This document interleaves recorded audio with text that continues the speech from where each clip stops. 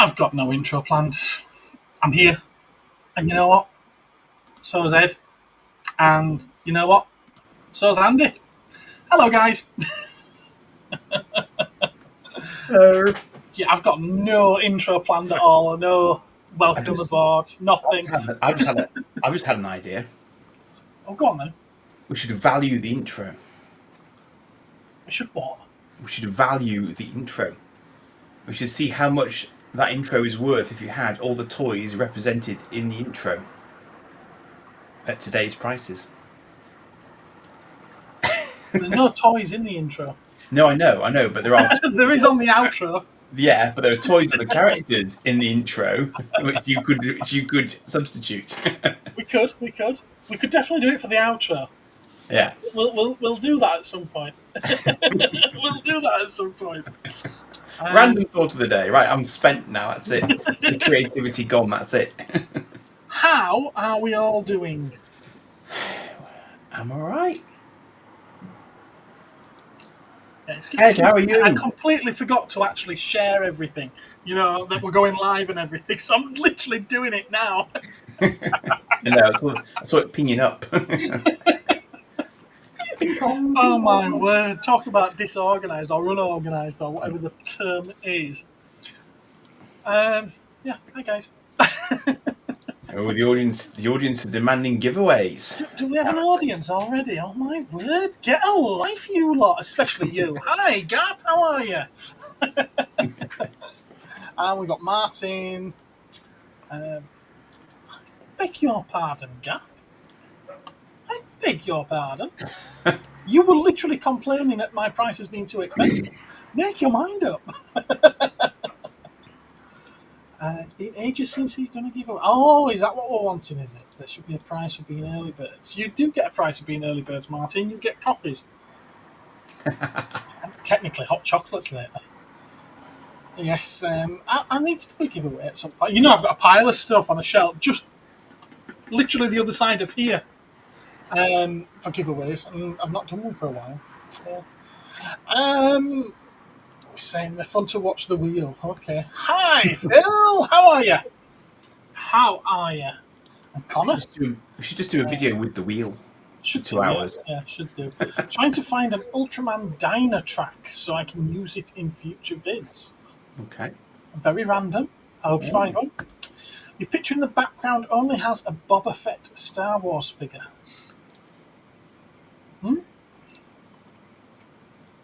Really? It's replete with things. Is that because Martin's watching on a teeny tiny phone? I don't know. If you read the chat, I said you were too cheap for a giveaway or a prize for Bobba and I being early. Well, I'll give both of the prizes to Martin then, shall I? Because I'm not sending one over to America. You'll have to come and collect it. Okay. And I'm caught up with the chat. Excellent. Where's everyone else? Only more than that. Right, isn't it? Yeah. Oh, well, okay. Have we to get straight into the news? Yeah, hit us with the news. Okay, let's toy news. Not prepared at all. Window, that one, there. I will scroll up and go to the appropriate one. There we are.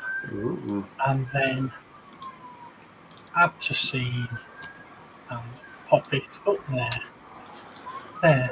There we go. So, we're starting off by talking about a little bit of Star Wars Black Series. Let's see if I change the size of... No, not that. No, I'm glad that didn't come up on screen. Everyone's phone numbers have appeared. It's a really good idea, and I'll get rid of that window now. That's the WhatsApp screen, by the way. So there we are. I was going to say Han Solo and Anakin. Oh my goodness! Okay. Give me a shotgun. It needs a blowjob. So, right, okay, so yeah, Episode 3, Obi-Wan Kenobi and Anakin Skywalker. I think these are long overdue a reissue or update. I think these are updates. Is Episode 3? What's that, sorry? Yes, episode 3. He had sorry, I was thinking that Obi-Wan had his clone trooper armor on. That was in the animated series, wasn't it? Yeah, never in the films. Never in the films. Yeah. Why is it moving around like that? There we go. But in Ahsoka. Yeah, in Ahsoka. We don't talk about that. We don't talk about that. And they started.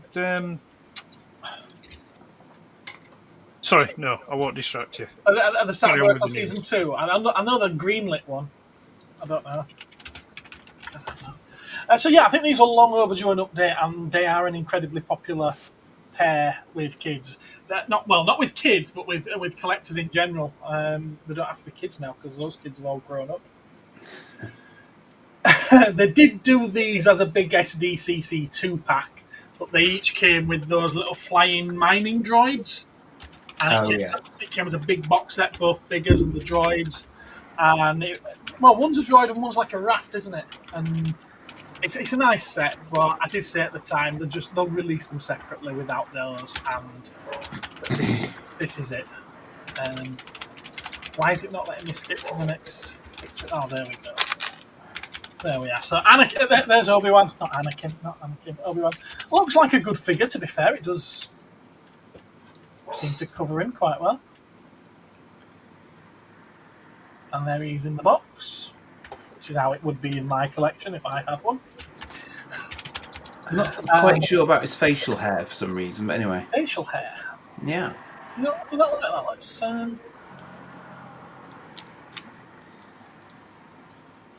He just looks overly grim. I don't know. Something about the face isn't quite right to me. I may just be being picky. Okay.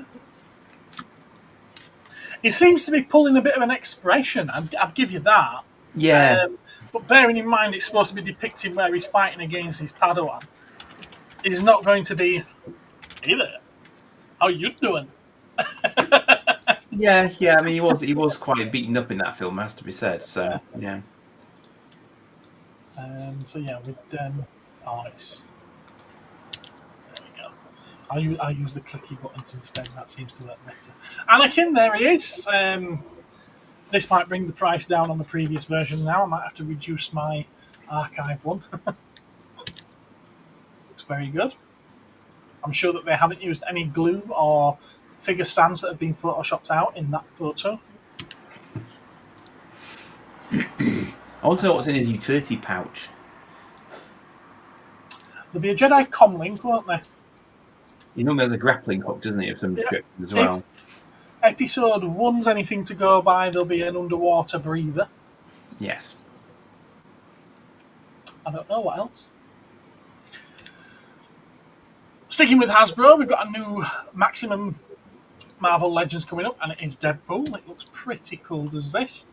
I'm not a fan of the £50 price tag, but as expected, the Spider-Man did sell out, and because of that, they're going to keep doing these now. Mm-hmm. It's strange. I was predicting these when they announced Spider-Man, and I don't know why, but I didn't predict a Deadpool. And when it was announced this week or last week, I was like, why didn't I think Deadpool? Why was that not an obvious choice to me? And I called Hulk, which we got, and then I said we'll probably get a Wolverine. Close. They're bound to do a Wolverine at some point, sure. Yeah, and then I would have said Captain America and Thor. But Deadpool, yeah, it makes perfect sense, really. Are these, if I may ask, are these completely new moulds, or are they just tarted up existing figures? They're usually completely new moulds for these, with them being all new, all singing, all dancing type jobbies. And how large are these? But the thing is, though, that apart from them looking a bit sort of like shiny and snazzy and with a heap of accessories, the articulation points don't look any different whatsoever than they don't. I agree. Although I've got to be honest, those knees look a little bit different to the Marvel Legends that I see on my shelves. And what size are these? The 6-inch. 6-inch. They are 6-inch figures. But yeah. So is this Hasbro trying to encroach on like the, I don't know what, the Mezco market? Necker market? I don't know. No, not Misco. I think, if anything, the figure arts. Right, the figure arts. Yeah, I think that it's Hasbro seeing the popularity of the figure arts and thinking, oh, we want a slice of that. But I think I mean, I've not had one in hand, so I don't know. But just looking for the photographs, I think they need to, if they want to compete even with figure arts, I think they're going to have to up the game a little bit. Definitely, I agree. Although people do seem to be loving them. So, I mean, there's only been 2 out so far. Yeah, they don't look as... I mean, having had some of the figure arts figures myself, you know, in the past, these Marvel Legends ones, the Spider-Man and this Deadpool one, they just don't look as crisp or as sharp as what the figure arts stuff does. That's because they're made by Hasbro. Well, yeah. You know, so like the thing I get is that with figure arts, you feel like you're buying. I mean, don't get me wrong, I know they're all toys at the end of the day, but you feel like you're buying a collectible to display. Yeah. Whereas with these, they just look like a bit more expensive toy, you know, a bit more expensive action figure. Yeah. I know what you mean. I know where you're coming from, and you're saying what everyone said as soon as they announced the first Spider-Man one about 4 or 5 months ago, and yeah, it's still. I think every point that you're making is valid, 100%. Hello, Dave. Who else have we got? Sirens. Could you hear the sirens again? I never heard them.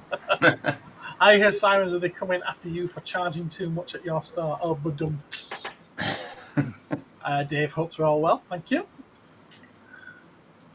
All good, Dave. Yep. Ed's apologising. It's not often that Ed apologises, you know. Not often at all. Joe's with us. Hello, Joe. TJ's with us. I haven't seen you in the chat for a while. Hello. Who's Scottish? Oh, Hugh McGregor. Scottish, yes. Yes, he is. That's him. By the time of Revenge of the Sith, Obi-Wan was a little peed by then. Yes, he was. I just kicked over. Not something you hear every day. I know what's in his utility pouch. I want to know what is in his utility. I bet you said that before about Batman. Me? TJ. Oh, TJ might have done. I've not said that. and there it is in the box. So, you know what? In all fairness, I'm not convinced this comes with an awful ton more of accessories than a normal one does. Because I do recall a particular Deadpool coming with 2 great big guns, one of them being a bazooka or a rocket launcher type thing. So the only thing really you're getting extra is another head, a few hands, a stick of dynamite, a chimichanga, and what's his name? Slimer. Blob. Oh, what's his name? Not Creature. Green bloke. It's gone. Jeff. His name's Jeff. Folk in the chat will know. They'll tell me. They'll tell me how stupid I am for not remembering. Until so yeah, it's not a massive amount. I don't think it's 25, 23 quid's worth of extra accessories that you get there. So what's next? Oh, the next item.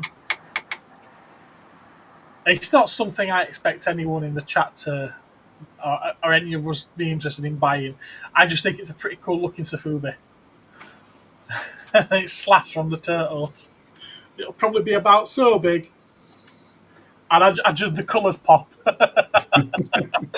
It's by Mondo. It's got 5, maybe 7 points of articulation because the wrist turn as well. Dupe. I was saying do, wasn't I? It's Dupe. Dupe. Oh, Dupe. Hello, Palps. Palps is with us as well. Hello there. So yeah, I just thought the colours on this popped quite nicely. There's some, for what it is, there's some nice detail. $110 this is. Okay. Yeah. I'm just looking at it and thinking how cool that would look at next to my Godzillas. It could be my Gamera.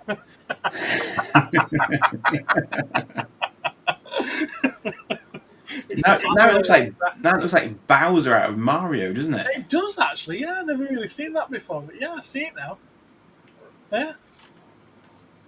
It just looks fun. It looks really, really fun.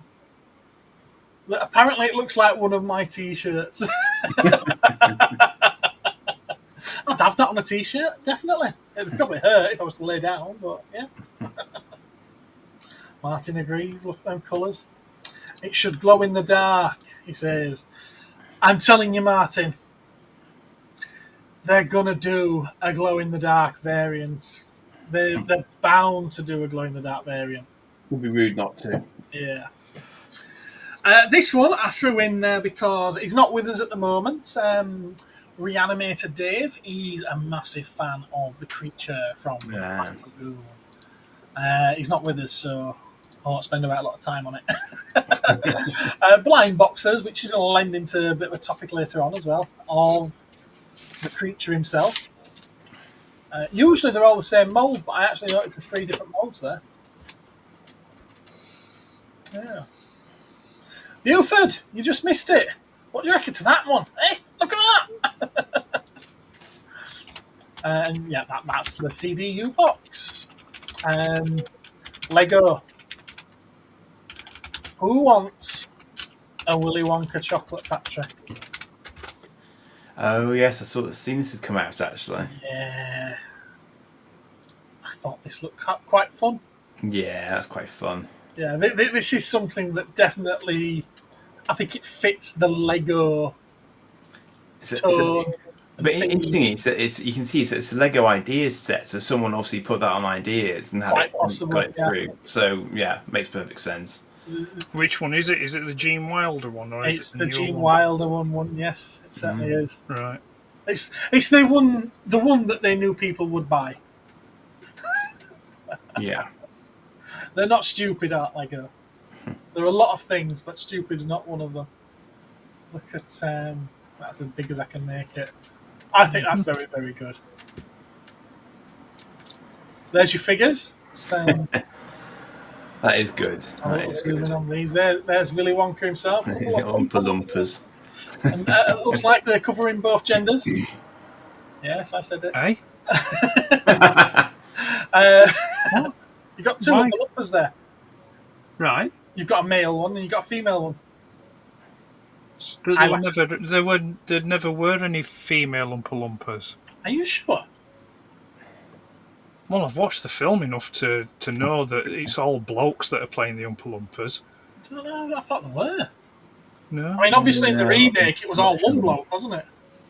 Yeah, with Deep Roy, who also played Yoda in Empire Strikes Back. Charlie Bucket, or Bouquet. Grandpa. His deadbeat grandpa that is he been in bed for years, but as soon as he gets a whiff of going to a chocolate factory, he's up dancing and singing. Well, that's musicals for you. Yeah. And I can't remember the names of all these. Mike TV. Yeah. That's Violet Beauregard. Violet, that's it. Yeah. Augustus Gloop. And, and sort of like Veruca Salt. Yeah. Oh, well done. Well done. Very cool. But we haven't got a Slugworth. They should have had Slugworth in there as well. It's the The butler guy. Although maybe it's scene specific because they're all on the chocolate boat there, aren't they? Chocolate river boat.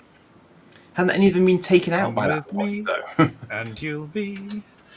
Maybe Augustus Gloop. I don't think you can do this set with the chocolate river and not include Augustus Gloop. It does have the pipe there, though, doesn't it? The tube that gets sucked up. Well, that's the thing. Maybe he's already gone.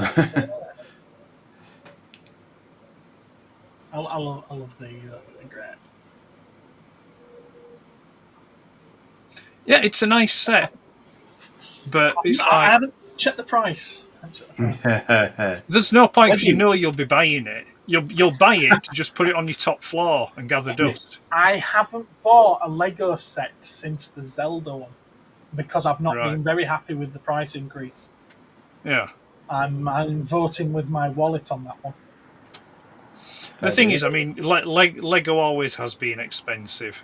It's always been the most overpriced toy ever as Lego. It has, but that last price increase was stupid. Your 30 quid sets went to 45. Yeah, that's... Well, it's a 50% increase, isn't it? I haven't bought any for a long while, and like you say, it was getting silly when I stopped. I mean, I blame Greta Thunberg. I think the last Lego set that I showed on here was that Batman Forever Batmobile. Right, yeah, That's the and NAF one. And that one, I was Not enough expecting it to be around about 40, 45, and it ended up being 90. had It's the like, back that's- markup on it. You got to pay for the license. That's the thing. disgusting. Yeah, but they've done the Batman, 89 version for 25.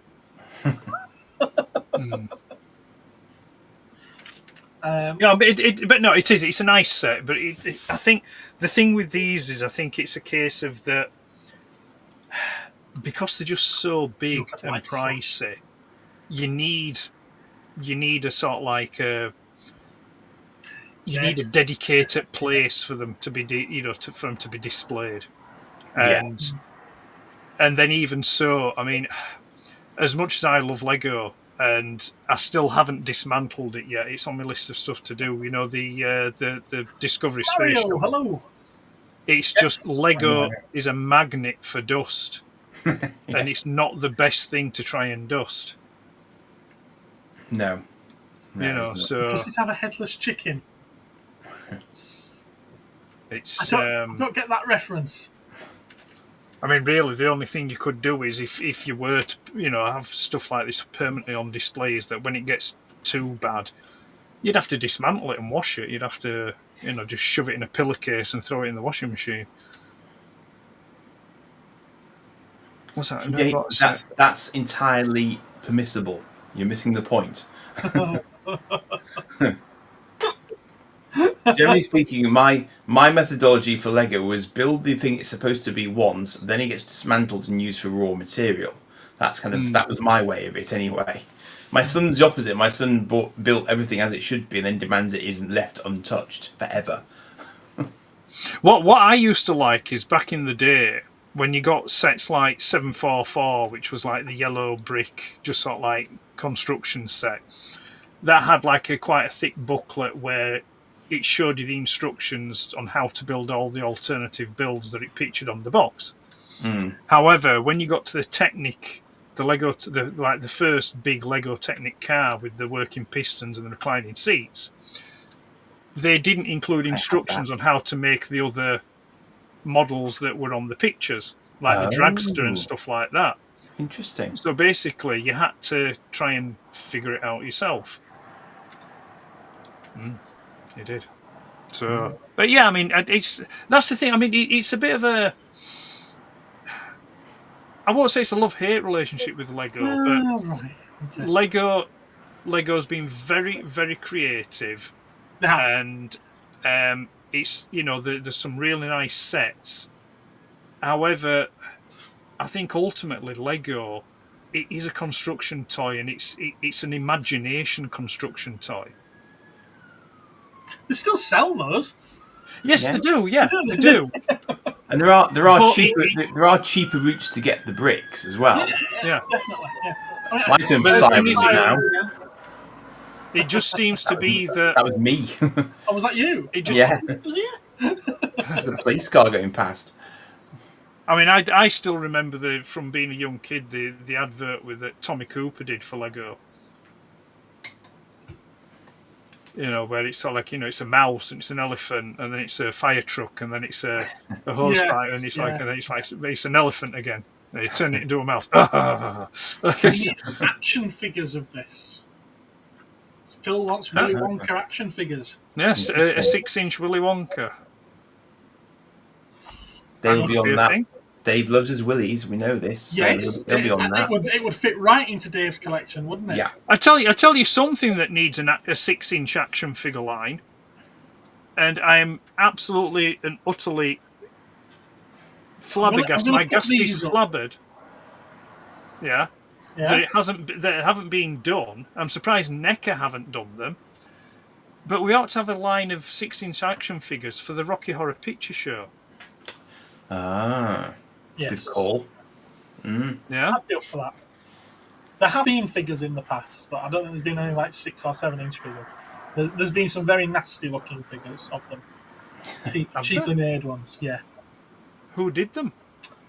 One of those fly-by-night companies that appear and disappear. Oh, right, okay. Yeah. In the past. And I think there's been some of those sort of like rubber Bendhams type figures. Oh, right, yeah. In the past as well. And Dave's agreeing, he does like a Willy. So yeah, I've put this one up. It's a hot toy, Darth Vader. This is actually already out. It's or it's shipping now. And someone who's received one has taken some very nice pictures of it and posted it up on the Hot Toys blogger. And I just thought that with the lighting that they've used and how good... It's a good figure, there's no denying that. Whether or not it fits in with everyone's collection, whether or not everyone can afford it, is another matter. But I thought it was worth at least showing because it does... So which Vader is this? Is this from a... I think it's taking Kenobi, isn't it? It's taking inspiration from the Kenobi, but it's not actually based on any one particular appearance. I say he's got far too much damage for it to be the Kenobi one. Yeah. And isn't it amazing that in every sort of like in the Rebels TV cartoon and the Kenobi show and even on like the games and stuff like that, they always manage to slice open his mask ever so slightly. Yeah. It's become a trend, hasn't it? I think ever since Force Unleashed. Yes. Although that seemed to be the only one that did it for quite a long time. But under the Disney canon, it seems to happen every time Vader appears in something now. You think they're giving him? You'd have thought that they'd have splashed out for a Beskar mask for him, wouldn't you? I'm just saying, you know. Yeah. Well, I mean, the thing is I don't know if it's still canon or if it's moved to Legends now, but his gauntlets are supposed to be able to deflect lightsabers and laser blasts. You know, his gloves and his gauntlets. Well, he does that with Han Solo's blaster shot, doesn't he? Yeah, he does. Yeah, he puts his hand up and that. But I mean, yeah, it looks nice. It's a nice looking figure. But is that cape fixed? Do you think? Yes. Have you not seen the shape of it? Well, yeah, that's what I thought because it's got a big donut in the middle of it. So yeah, it's his mask. It's half of Vader's mask. As soon as you said it, I saw it. Yeah. It's very clever. I like that it comes with multiple helmets. Yeah, so he's got quite a lot of different battle damage that you can show. Obviously, that's pretty much all of the helmet gone. That's a complete helmet. And then you've got the ones with half of one and just a slash missing as well. So it's quite good. More machine now than man, twisted and evil. Certainly.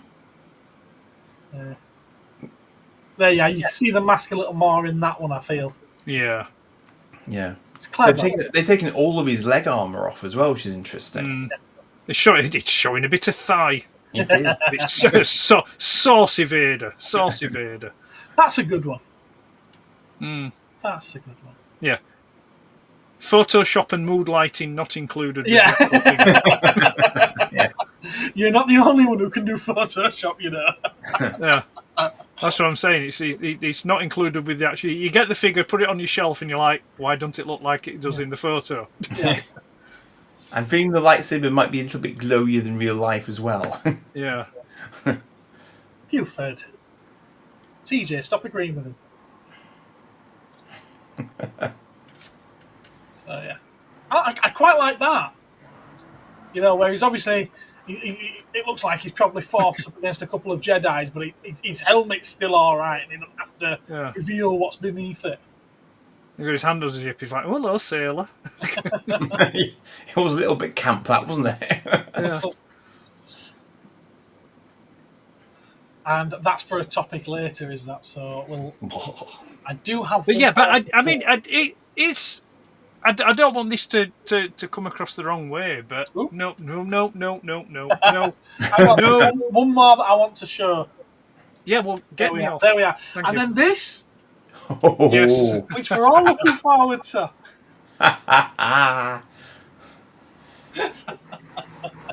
And who's made that? I don't think it actually exists, but I just thought it was hilarious. Legacy Right. Destroyers Collection, Kathleen Kennedy, Sith Lord.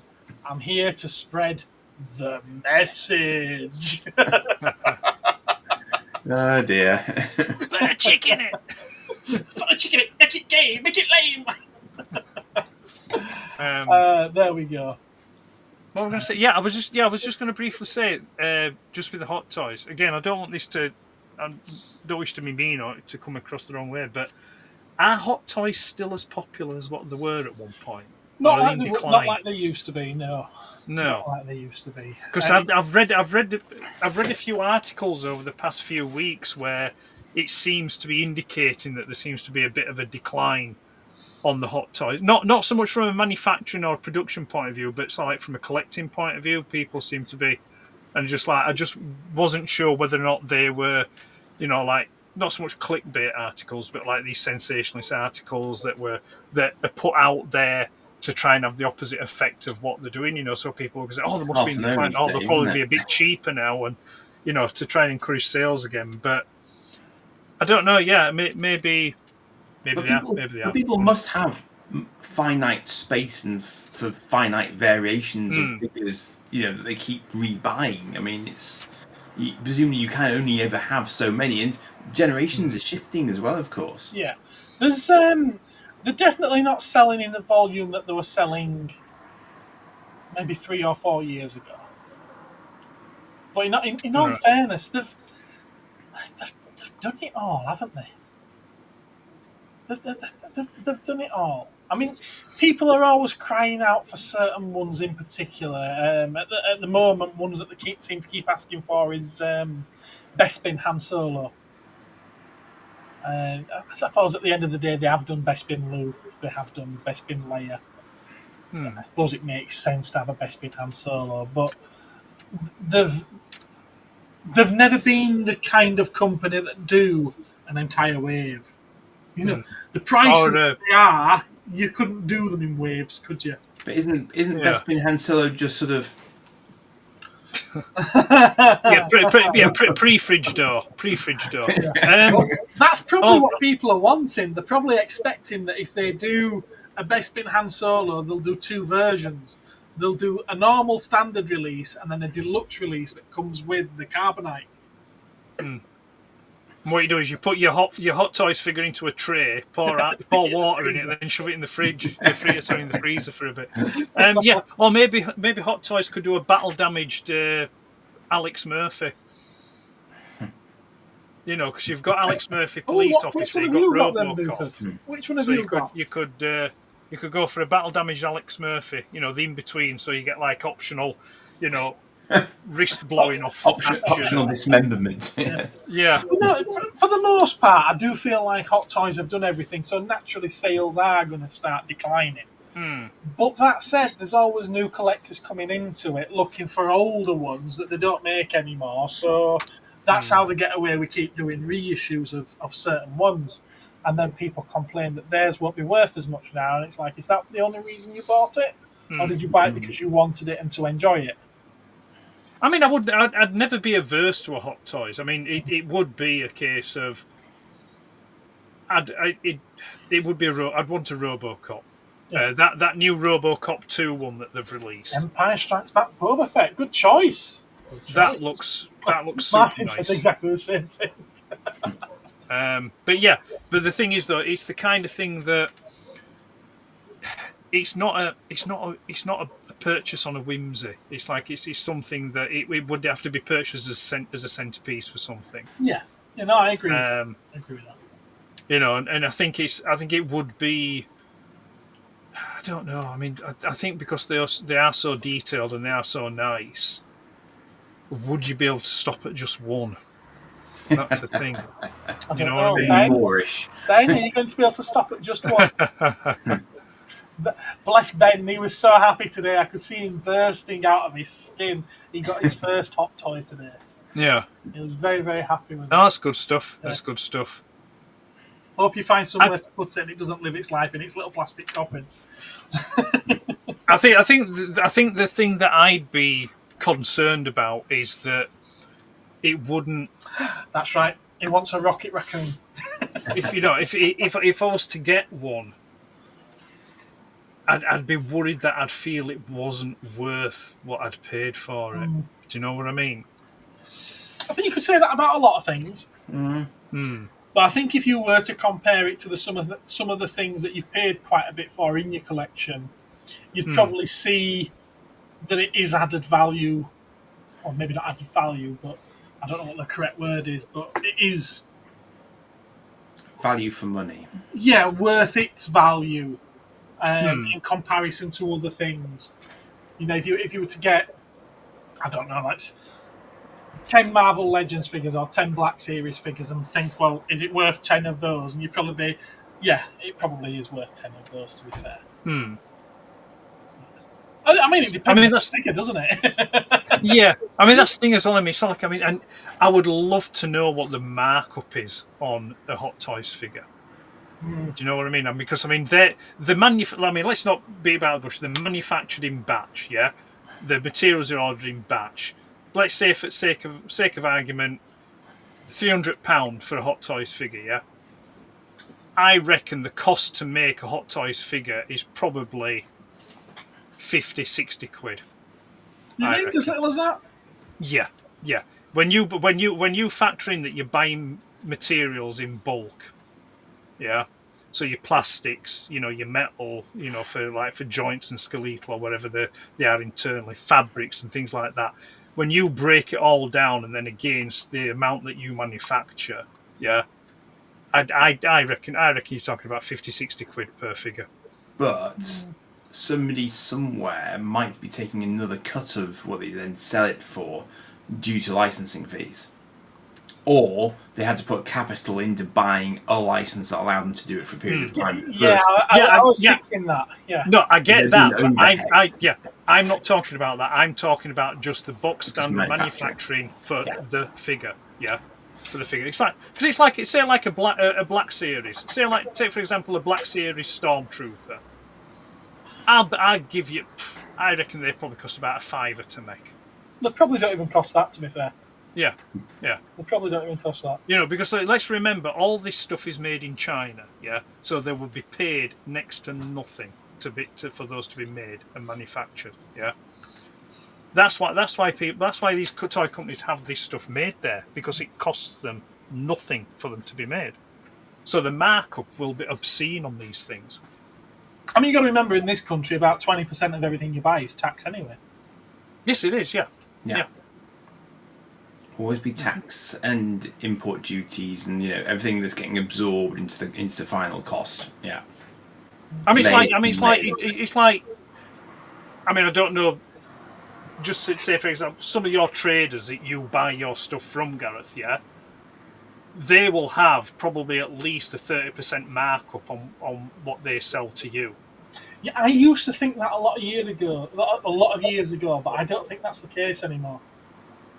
No, I bet they do. I bet they do.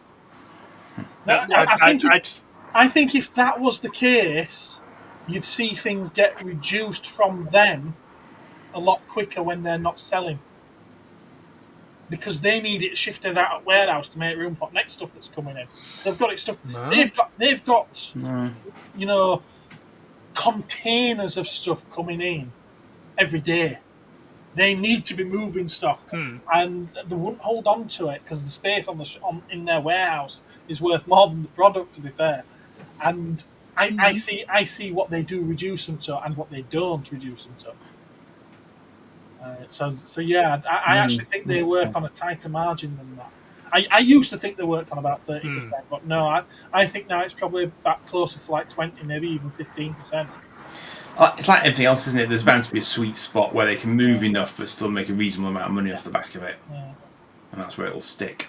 I mean, you get a good indication of the markup that's on certain products by how much it's reduced by. Yeah, if you go somewhere to buy something and you see something, we've slashed the price by 50%. They're still making a profit on that, so you've got to think, right, usually they've been overcharging. Usually, that what you're talking about, it's companies that are making their own things and are selling things direct. So like sofas and things like that. It's not often you see 50% off on mass on general retail things. But then also, there must come a point as well, though, which they're sort of going, well, this is going to go to landfill now. You know, so we just don't care anymore because we've written it off. Yeah, it's valueless to us, so we're just going to try and see what we can get for it. You know. I mean, a funny one. We've just had it this week because one of the girls, it was their time for their eye test. And can anyone remember a time when there wasn't a 2-for-1 at Specsavers? It's like, well, if the 2-for-1, I think starts at the £70 frames and upwards. Well, why aren't they 35 or 40 quid then? Well, the thing is, though, with like Specsavers, they make their money on the lenses, not on the frames. Oh yeah. Yeah, that's why the frame. So if you go to Specsavers and buy a pair of glasses, the extra money you'll pay is in the lens. It's not in the frames itself. You know, like with your anti-scratch coating, your anti-reflective coatings, your thinner lenses. Other opticians are available. Yes. Yeah, and the more expensive. No, I had to chuckle when I saw that they were selling Elton John designer frames this time round. They're bloody horrible, and they're £130 each.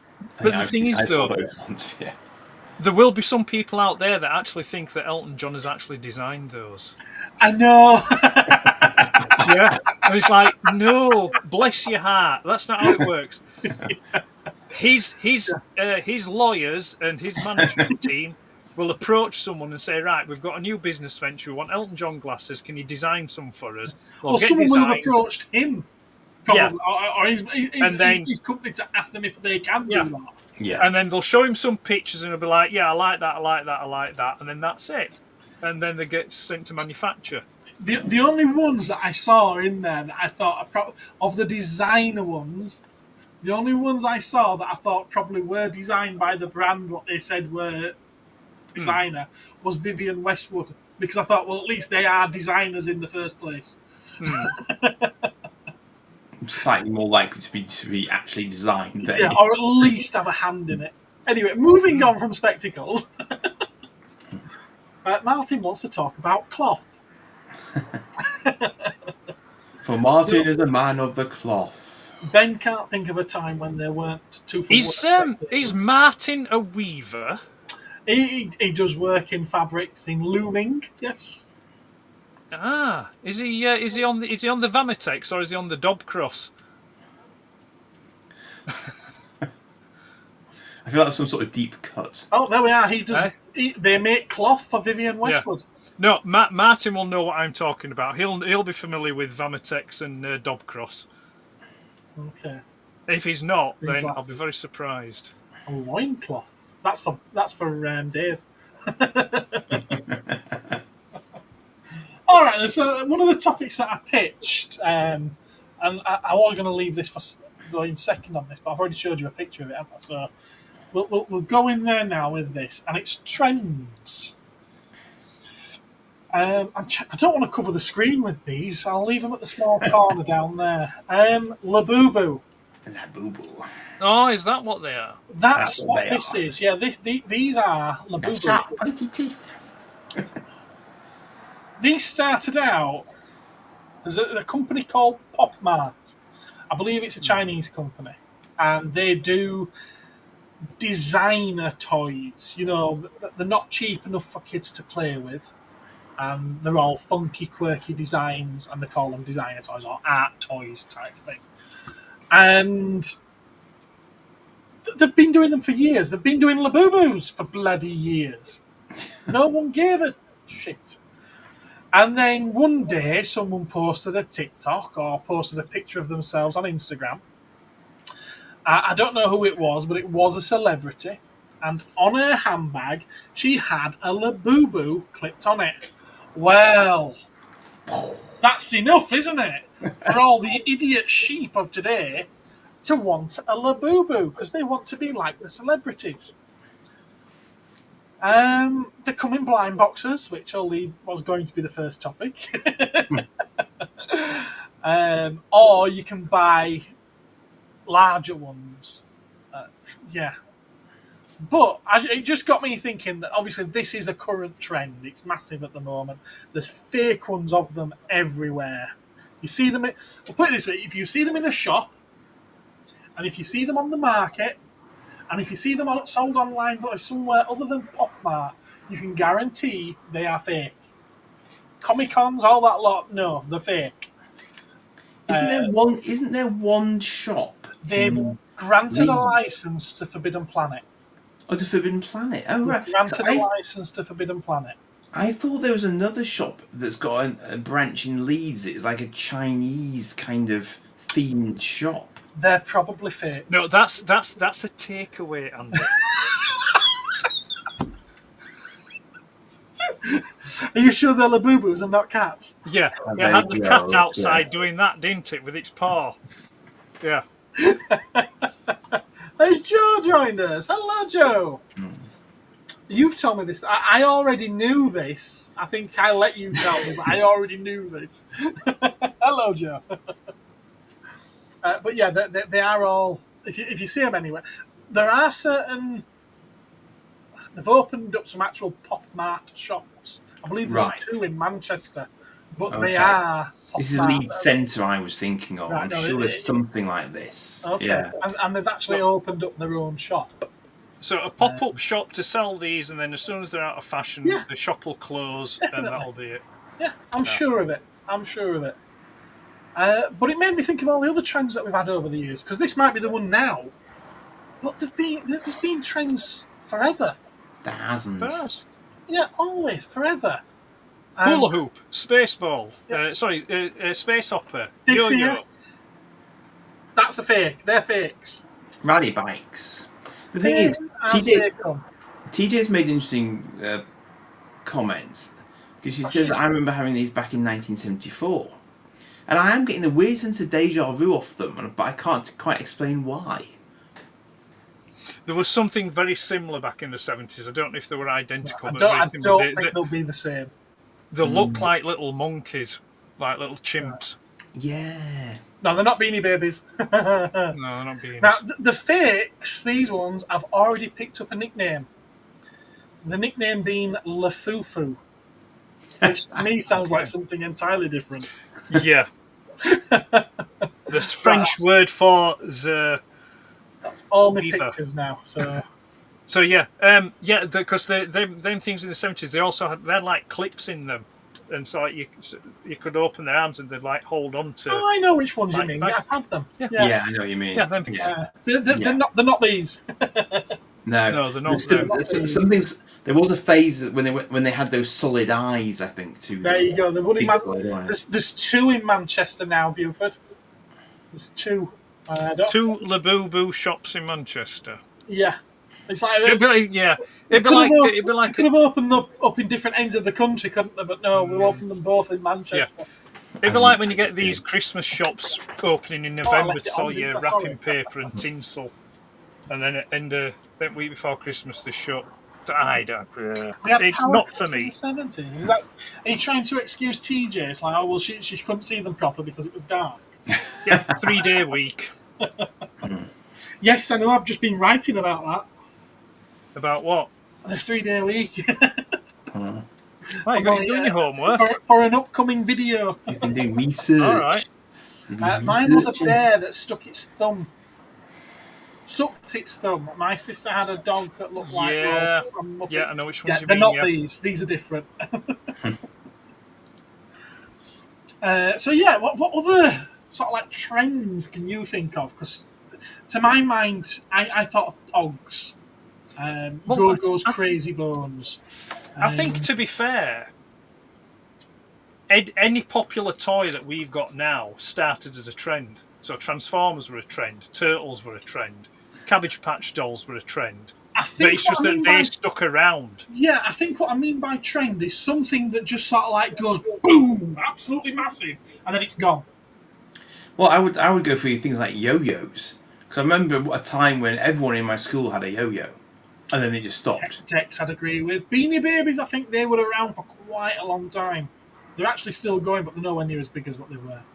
Beyblades, although they're back. Are those tech decks, those little mini skateboards? Skateboard things, yeah. Yeah, remember them. Penny racers. Penny races. Loom bands was one that I could think of as Loom well. bands, yeah. My lad got loom bands. In more recent history, fidget spinners. Yes, fidget spinners. And He was into then those as well poppers. briefly. Those were massive, weren't they? I think they're for Sen kids, aren't they? But everyone went through them. Even Hello, Joe. Fidget spinners. I beat you to it. skipping ropes at one point. There was that music video that had lots of skipping in it, and then everyone was suddenly skipping with skipping Yeah, rope. Malcolm McLaren did the song. Heavenets. Anyway, yeah. So I don't know. Tazos, yeah. Yeah. I think I covered that. That's what I mean, though. I mean, I think at some point, all popular toys have been a trend. Yeah, it's just like I say, it's just whether or not it's a trend that catches on and stays, or it just disappears. So I mean, I think, yeah, if you want to narrow it down to trends that, like you've said, have blown up and then disappeared, you know. So I mean, the Cabbage Patch dolls, they blew up, stayed for a bit, and then disappeared. Garbage Pail Kids blew up for a bit and then disappeared and then come back again. So it's like, yeah. I mean, I was going to say Pokemon cards, but then actually they've stayed around, haven't they? They have, yeah. They've never the gone lower away. level, but you know they were massive at one point, weren't they? Okay. So I don't know, but I mean, you mentioned about skipping ropes and yo-yos and things like that. I don't think so much is a trend that's been and gone. I think they're probably relegated to the kind of toy that it's the people come into them and then go out of them, rather than, you know. So I think skipping ropes and yo-yos will always be. It's like the bucket and the spade at the seaside. They're things that are always there. The trend is it's the people that come into them and then go out of them, you know, because they stay there all the time. But in my school, it was one of those things where like everyone would suddenly have one of something, you know. And if you were me, I get it about a week after everyone else stopped having it. Yeah.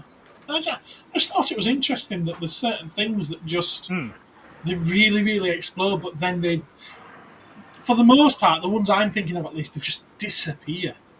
You know, they're not even like Martin's just suggested Care Bears, because Care Bears are still around, and they've always kept putting them back out in some way.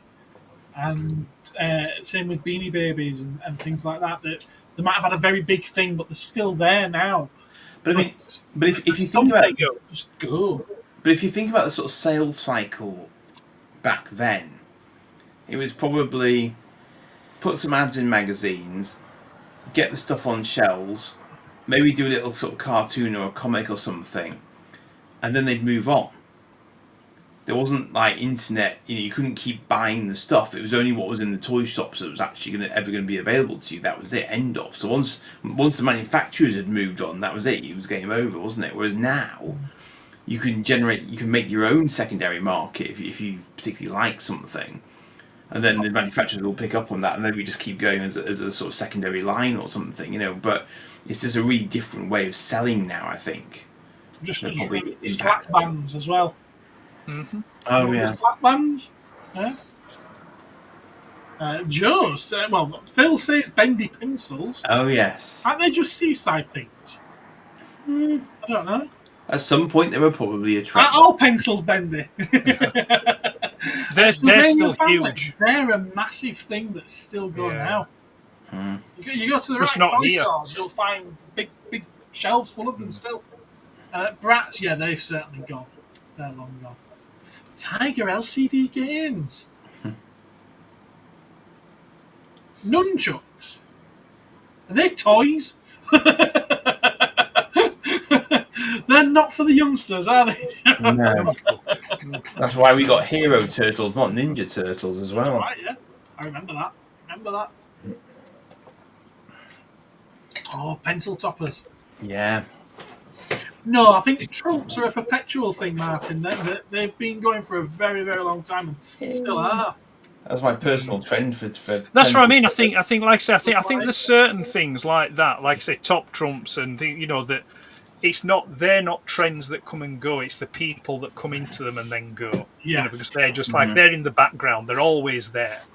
So it's like, and you can tell that because you go to any seaside town and see a seaside shop, and the stuff that's the mainstay will be in that shop, and it's the kids that come in and out of that rather than them. That stuff coming and going kind of thing. So, what the hell, Joe? Back scratcher. Back scratch. Yeah, the long sticks. Back scratcher. They're like a plastic hand on that you like scratch your back with and that. They're not. No. To be fair, no. Actually, it's not so far off that. I remember at a certain point in the early '80s, everyone were buying a back scratcher. Right. Aerobies. Everyone had to have an aerobie at one point. Do you remember them? A what? Aerobie flying rings. Like yes, the flying disc. Yeah, yeah. I know what you mean. Yeah, just a frisbee with holes cut out of it. Yeah. they were incredibly long range though. Yeah, in line skates, blades. Yeah, leg blades. warmers. Leg warmers.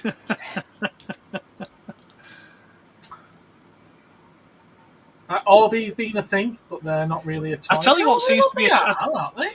I tell you what seems to be a trend at the moment that seems to be blowing up. Die-cast cars. Well, they're perpetual. They're forever. Yeah. Super soakers. Speaking of die-cast, we move on to pickups. Now, Andy, I believe that you wanted to talk about blind boxes. Well, yes, I do actually have one in front of me that I haven't opened yet because I was very restrained. So I thought I could open a blind box live on the telly box. So I bought this up from a local toy establishment. I can't imagine who it was that I picked it up from. And I've just done a little calculation in my head as well. I can imagine Gareth stood behind the counter just rubbing his hands thinking there's one born every minute. No, this is peer pressure. This is actually an example of peer pressure trend creation on my part because everyone keeps on going on that making blocky things. I'm like, well, what are they? Andy, what you need to do is you need to tap into your inner Zamo. Yeah, just say no. Yeah, just say no. Just so you know, and I want to put this out there, and Andy will attest to this. When he picked it up and said that he was getting it, I actually said to him, "You're not getting one of them, are you?" It's true. Gareth going for the reverse psychology there. I'll say that and it'll make him buy it. Mr. B! Hello, sir. How Hello, are Mr. you? B. But so it's quite interesting though, because part of the open the box, but part of the psychology of these, this is kind of what prompted me to think of this topic, is that I've just totted them up, and they give you the odds of any given figure being inside this box, and they do add up to 36. Yeah. So in theory, if you were to buy 36 of these, on the balance of probability, you would end up with the whole collection. 36 of them. No, not quite. Not quite. And there's only 10 figures. Yeah, there's 10 figures, and is it 10? No, there's 9 figures. There is a variant of one of them. Right. If you buy 36, you're going to get all of them 3 times, apart from one of them, and then you'll get its variant as well, its chase variant. Right. But you're guaranteed to get all of the characters in one box. Yeah, of 9. Of 9. Oh, I see. So they come in boxes of 9. They come in boxes of 9, which I quite like that. So I see. So if you bought an entire box, you would actually get one of each character. You would get one of each character. Oh, okay, that's interesting. So it's not totally random in that sense. It's quite. I think it's one of the fairest blind boxes that I'm aware of. And how much are they? £8. Really? Yeah. I was doing trading. I didn't notice. Poor Ben here. He was chasing Shockwave. It's still blind. Yeah. He was chasing Shockwave, and he managed to get through 8 of the 9 boxes before get him the one that he wanted. And who's in the box? It doesn't tell you, does it? Well, even when I've opened it, it doesn't tell me. These are instructions for everybody, all of it seems. Dave knows people who have bought them by the case. I think most people that are trying to get a full set do. Yeah, so it's still very, very... Yeah, just open it. Is there a trading I'm card building there? tension, shut up! Don't get bent with the tension. Just We've open got an hour left yet. Is there a card there or a disc or something? It's yellow. It's a bumblebee. It's graphic. No. It's Grimlock. Is it Grimlock? Oh, wow, cool. Nice. You haven't got the chase one, have you? I don't know. I I've think got a the chase handful of... one's Grimlock's brain. I've got a handful of bits now, basically. Handful of bits. You see, look. So that's what you got to do. You got to build them. So what could possibly go wrong? But there's another box here. There's Martin. Drum roll. Who remembers Stitch? That's random. Yeah, prawn cocktail flavour. Phil's fallen asleep. Yeah. I'm with you on this one, Phil. Can't even get into the second bag. Oh, I see. This is just the base bit then. Oh, okay. So that's what they stand on. Okay. Cool. There's even got alternate fists, look. Dave, hello there. How are you? A little alter. Open hand, closed hand. There you go. You've got little Autobot and Decepticon insignias on those punch out bits. That's quite interesting though. There's slightly there are more pieces to it than I thought there'd be. I thought it would be more sort of together to start with, you know? Are you going to build it now then? No. No, if I make a mess of it, that'll just be embarrassing. It'd be like a little mini Zoid, actually. It'd be a bit sort of Zoid-esque, I think. Lots of preformed parts. Don't mention Zoids to me.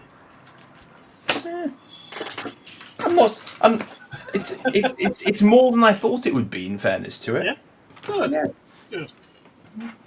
I'm pleased to hear that. Dave, just so you know, I've got my spare phone left on charge over there. I'm playing on it. And your live stream. You should have doubled your views by now.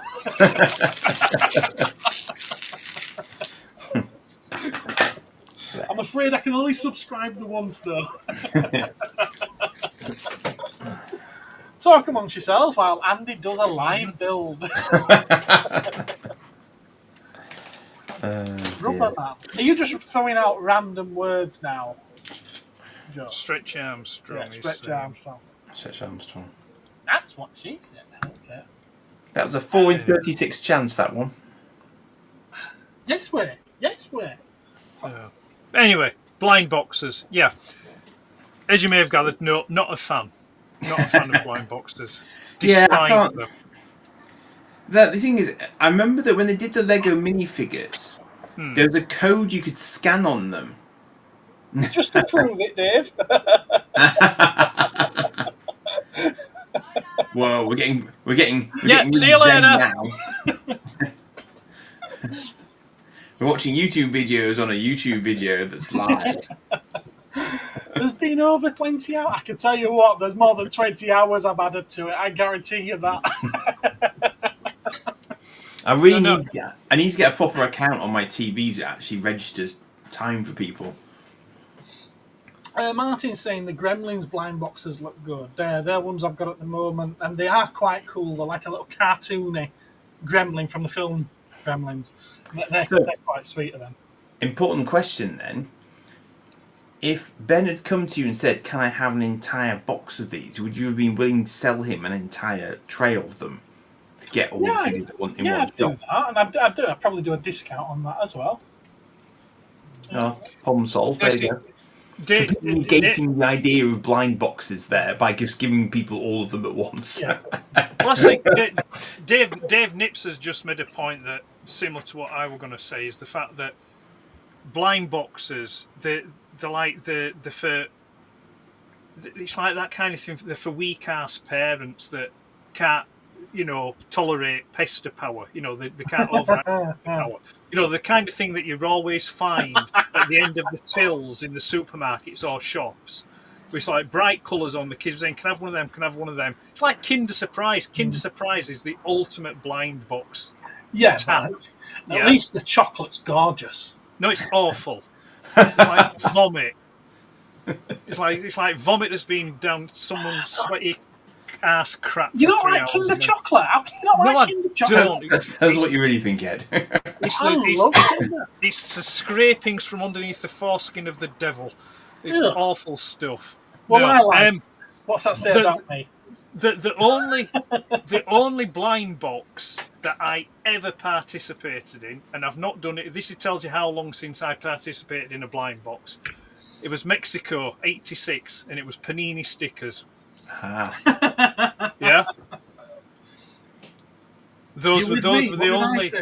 Oh, Kinder chocolate! It's lovely. Yeah. It's gorgeous. That was the only anything remotely like. But with panini stickers, you could write away to them and ask for specific stickers, couldn't you, to finish your? Yes, you could. Yeah. Yes. Yeah. That's fair. That is fair. Yeah. Yeah, you could. Yeah. Yeah. I think was it up to 6 or up to 10? No idea. But how would they know if they were monitoring exactly who was asking for them every single time? I think there was a limit. Probably but I think, there was another. You also, as well, I do recall, I think it was the Mirror, the Daily Mirror that did it. You could write to them and you could get the stickers you were missing through them as well. Right. Okay. And I don't, so... I will just point out, in the title of this live stream, it mentions gambling. It's in reference to blind boxes. Because it is I do view it as a form of gambling. Well, that's the thing, and you don't know what you're going to get. It's a gamble as to what you're going to get. And that is the thing where I think it starts to become potentially a rabbit hole issue, both for parents and for kids, as you were saying, Ed, because there is that possibility of people getting a little bit carried away with it and got to have them all, and one keeps eluding them, and Well, I mean, you've just to look at. And I don't wish to be mean to anyone, but you just look how many people have been suckered into the blocky trend. Yeah, because blockies are a trend, They will disappear as quickly as they came. People I'll tell you what, bored of them. With how quickly they are going through them, they will have done the whole run anyway. Yeah. So, you've got some... there's people I know that I consider to be quite intelligent and quite sensible, but yet they've been suckered into the blocky thing, and it's just like... I think if they like them and they want them, then I think to buy a case of them and get the whole lot, that's perfectly fine. Yeah, I think if they're going to different places, here, there and everywhere, and just picking up random boxes or 2 or 3 at a time, and you're guaranteed to get duplicates that way, then they're just throwing money away. But if they're wanting to collect them and they're just buying a box, that makes perfect sense to me. But I suppose the duplicates thing then allows you to trade with your friends. Providing you've got friends that are close enough to trade with, and are getting exactly the same thing you are at the same time. Yes. Yeah, exactly. yeah. But hence the trends are born, because if you know that lots of other people are getting them, it makes sense to you to jump on that, doesn't it? Because then there's someone there to trade with. So maybe that's a trend link back as well. YouTube started with the blind box boom. I don't know about that. I think a lot of YouTubers did quite well with the blind box boom, but I think YouTube was going long before that. Modern chat, in my opinion. Now, I don't necessarily agree with it being only modern, because Ed's pointed out the Panini stickers. That's blind pack things. Pokemon cards are blind pack things. The blind pack stuff's been going on for a very, very long time. It's just boomed recently. It's another trend, really. It's boomed. But so much stuff has always been blind packed. Now there's something you didn't used to get back in the day. A QR code. Oh. So it's got a QR code on it as well. So you can probably go and get the instructions and stuff online, can't you? They certainly have. They certainly have. I say I'd say it isn't the point to buy odd one at a time and see what you get, unless you're trying to get a complete set. Yeah. If you just want the odd one or two, then yeah, by all means, just pick up the odd one. But if you want to collect them as a set, then it can be a very, very expensive thing. Life is like a box of blockies. You don't know what you're going to get. You said that? What? Have you just said that? Yeah. Yeah. Life is like I've missed. No, life is like a box of blockies. You don't know what you're going to get. Yeah.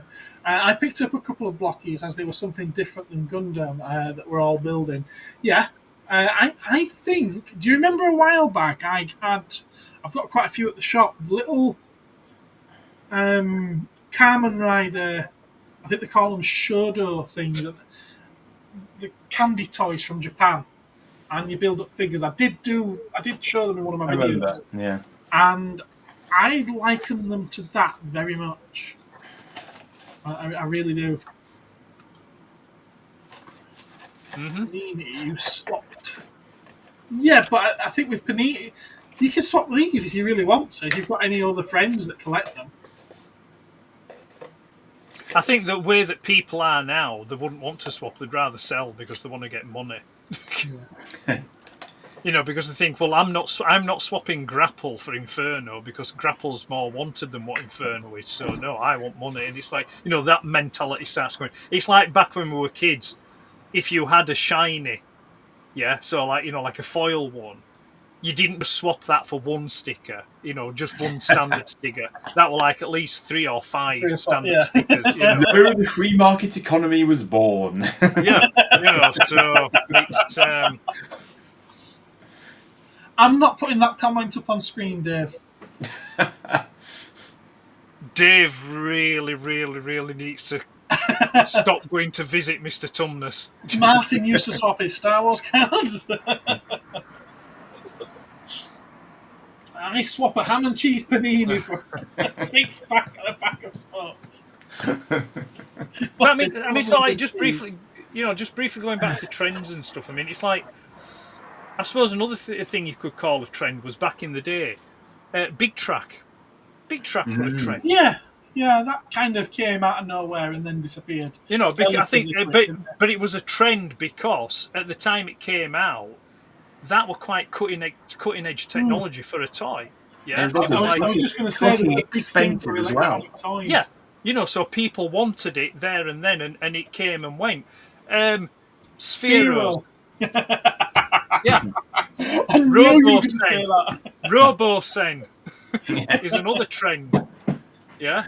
Yep. Do you think that's big enough to be a trend? Robo-Sen. Yeah, I feel No, it's expensive. It's not big. No, when I say big, I mean it's too big as in the price tag's too big for everyone to get one, for it to be big enough to be a trend. Yeah. Yeah. I don't think that's a trend. I think it's something that'll come and go. Yeah, that's what I mean. I think it's a trend within a certain niche of collectors. I think it's. I don't know. And again, I don't want to speak ill of people here, but I get the feeling that Robo-Sen stuff is kind of like it's a bragging rights kind of thing. Yeah, but and I think that's what it's aimed at as well to a certain extent. You know, it's like I've just dropped $3,000 on this Robo-Sen transformer. It's like, you're a fucking idiot, then, aren't you? And that much? No, I'm just. Okay. You know, Hello Kitty's still. You know, Youch. I've bought a transformer that transforms itself. It's like, well, but you're supposed to transform the transformer. But you do. You tell it to transform. It's like, you know. Okay. Was there anything you actually wanted to say about blind boxes then, Andy? Well, it was just this. No, because we just shot him down. Sorry, Andy, go on. I'm teasing. Well, no, but I think it is interesting though the different approaches that companies take to them, and maybe they do these different approaches in order to fend off the suggestion that they are trying to get kids addicted to buying random tat, just for the sake of it, to try and get a full collection when they know damn well they're going to spend far more than they actually ever needed to. So it's interesting to me that like with the Panini stickers, you could just go in, presumably, and just pick up a tray of them, walk out the store with them, and then you'd have them all, and that would be it. And you wouldn't have to do the same exercise 4 times over to guarantee getting the whole lot. I mean, that seems to be fair enough to me. But then equally, I'm quite sure there were some retailers who'll get a tray, go empty them into a big basket, and you got no chance. And then it's a free for all, isn't it? So yeah, I just think it's an unfortunate thing. If your child happened to have that sort of tendency, it would be a bloody nightmare, wouldn't it? And then what happens when they go out of stock?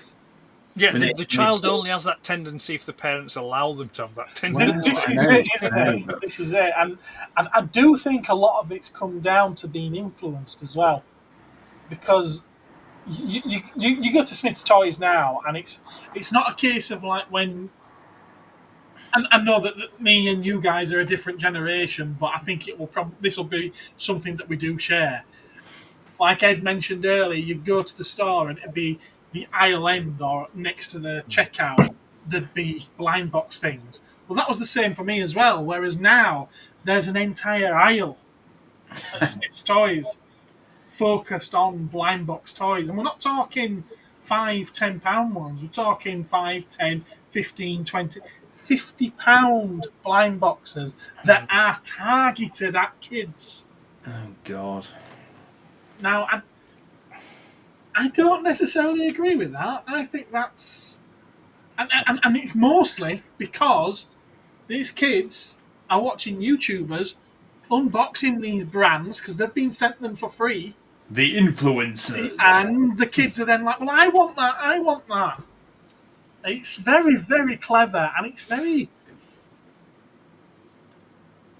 corporate, and it's very cynical. It's very nasty.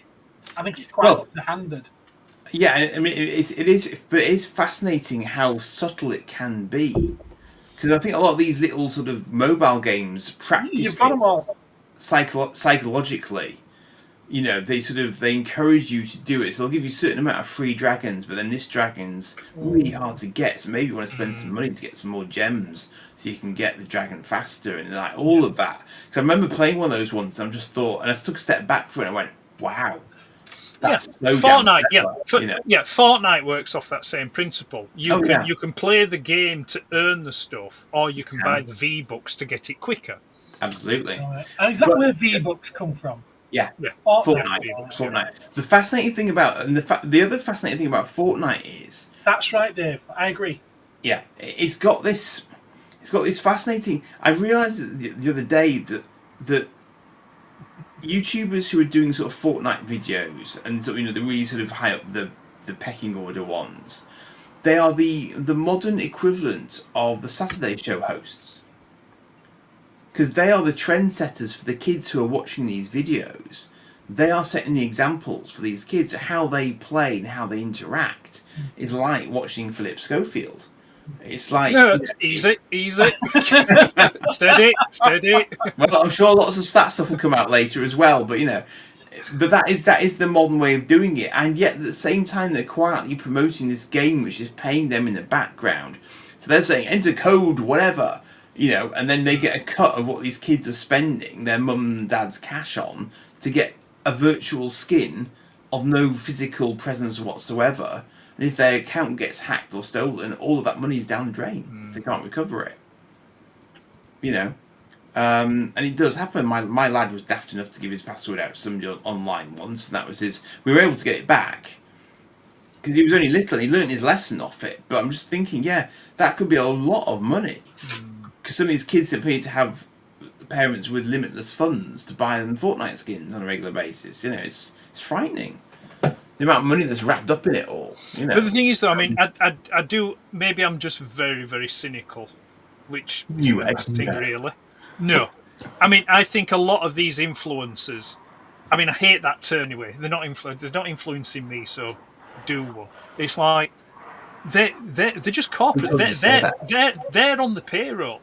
They're on the payroll. Yeah, it's like people who get sent stuff. Like people say, oh, you'll see them on YouTube saying, oh, Blockies were kind enough to send me this box, and I'm going to buy. It's like Josh's videos accepted. No, but as soon as they do that, you're in the back pocket. You're in their back pocket, yeah. And you then you even if you're not, you're obliged to say something nice, and it takes away all impartiality. Then, yeah. You know, if you want to do it, you know, like with the YouTube thing, if you want to be completely and utterly impartial, you have to buy it. You have to buy it with your own cash. If you get sent something, you're automatically indebted to them. You know, and you may not like it, but you'll still find some positive things to say to it. Because then you'll think, well, no, because I want someone to send me something else. You know, and it's like, and it's the same with the movie reviews. You know, the movie reviewers, you know, giving crap movies good reviews because it's like, well, I've got to give it a good review because I won't be invited to go back and watch another film and, you know, for free and stuff like that. So it's this influence malarkey. I despise it. I hate it. You know, it's like. Well, I just want to say, Andy.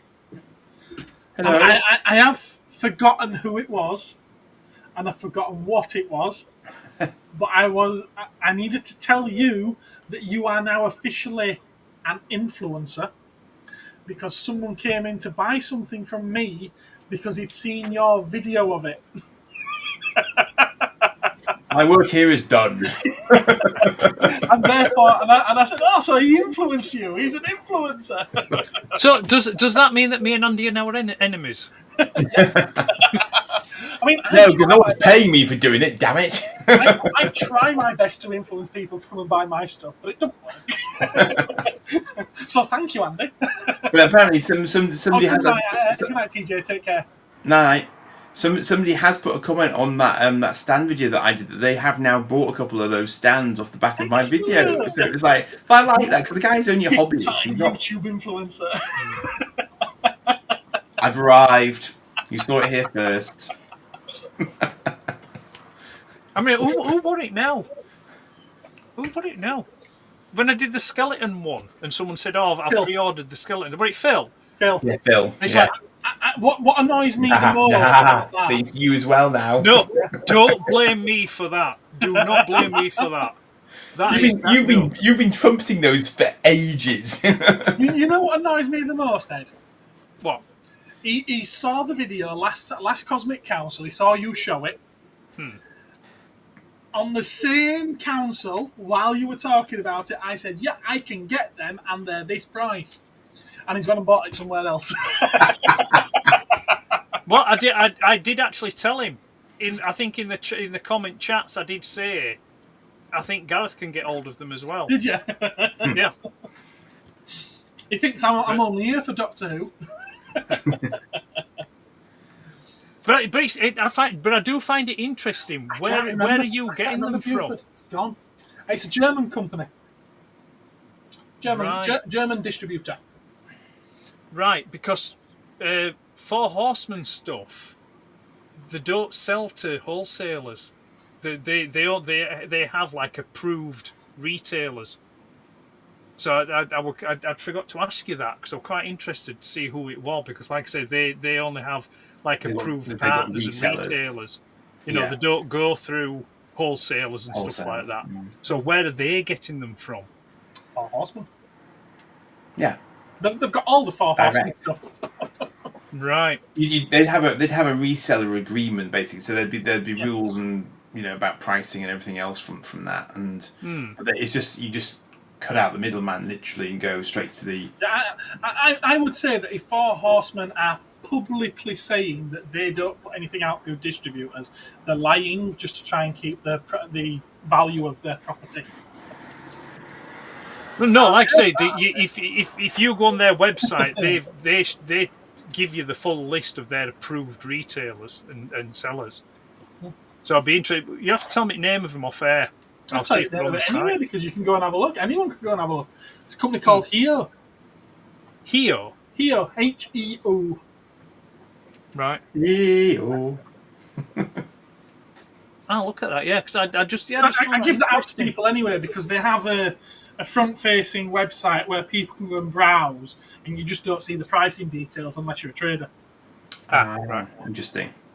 So I actually give the details out to people so they can use it as a catalogue, and if they want anything ordering, they can just say, Gareth! Right.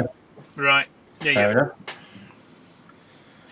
Ben likes the Jason and the Argonaut skeleton that I've got in stock. It's the old Revoltech one, is that? It is nice. A good deal smaller than the Four Horsemen figures, though. You wanting more, Phil? No, I don't have them, Phil. I can get them. He can source them for you. I will be honest, I've been very tempted with that box set. But I've been like, if I go down there, it's a rabbit hole because there are some really nice ones. And I do like a lot of the Cosmic Legions as well. It's got nothing to do with the name. It will soon be the end of October. Just saying. Shut up. Well, I mean, yeah, it might be worth you looking into if you can undercut the approved retailers. I can't. You can't? No. The sad thing about getting things from here is things they get a lot of things in that many of my suppliers in the UK don't get. But by the time it relates to my selling price, it makes me more expensive than everywhere else anyway. So right. Like I said, if I was to get those in, they'd be about 125, 130. Right. And I think you said yourself you'd seen them somewhere for 100. Yeah, I mean, that's the killer. Is that's the which I've got to be honest, £25 a figure for them seems very cheap. Well, the Legion Builder in the States, that one, yeah. I'm not talking States price. I'm talking. No, I'm just saying that's a $20 figure in the States. Yeah, it's not over here though, is it? No, it's not. No, it's not. But like I say, that's the killer of it. That's the kicker of it. You see, because we can access stuff and we have silly tax put on things and that, it makes stuff a lot more expensive than what other people get it for. It's like that Graveyard Skeleton set over in the States. T-shirt.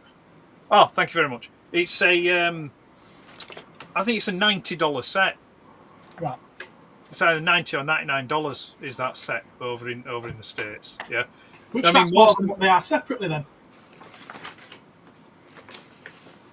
Yeah, it will be, because they've more accessories with them. Oh, right, okay. Yeah. What's up, Andy? You look deep in thought. He's reading. I'm looking at my little leaflet throughout the list.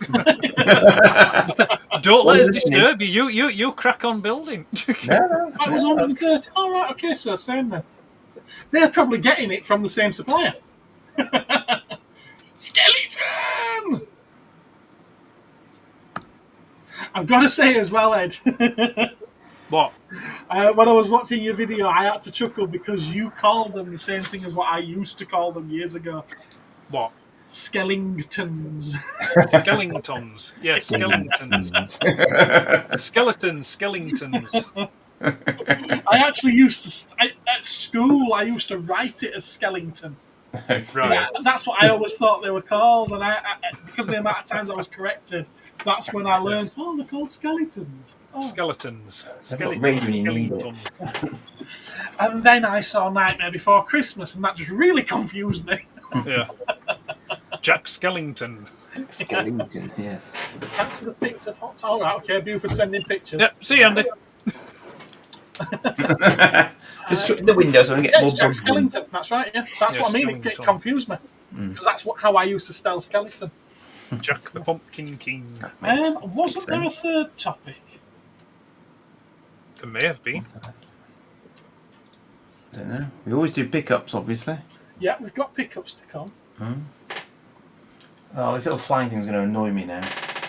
What's this? You'd mentioned about you in the chat. You'd mentioned about the F1 Lego thing. Oh yes. You mentioned Labubu's, and then you'd mentioned the blind boxes. Guilty pleasures. It was Andy. Guilty pleasures. Where's he put that? Andy again mentioned guilty pleasures. Where? After blind. Oh yeah, sorry, yeah, I get it now. Yeah.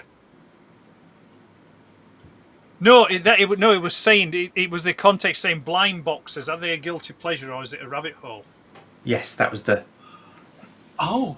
It was a tagliney thing for blind boxes. Yeah, blind boxes, guilty pleasure or rabbit hole. See what I did there? Oh. Oh. Yeah, you see, while you was writing Skellington at school, you should have been paying attention to grammar. We're not talking about guilty pleasures, ladies and gentlemen. You'll have to wonder about what I do behind your backs in your own heads. Okay. I mean, just keep smiling and back What was away my slowly. favourite British figure and a rabbit hole. Okay, cool. Right, okay, I suppose we'd better move on to pickups then. Shows you bits.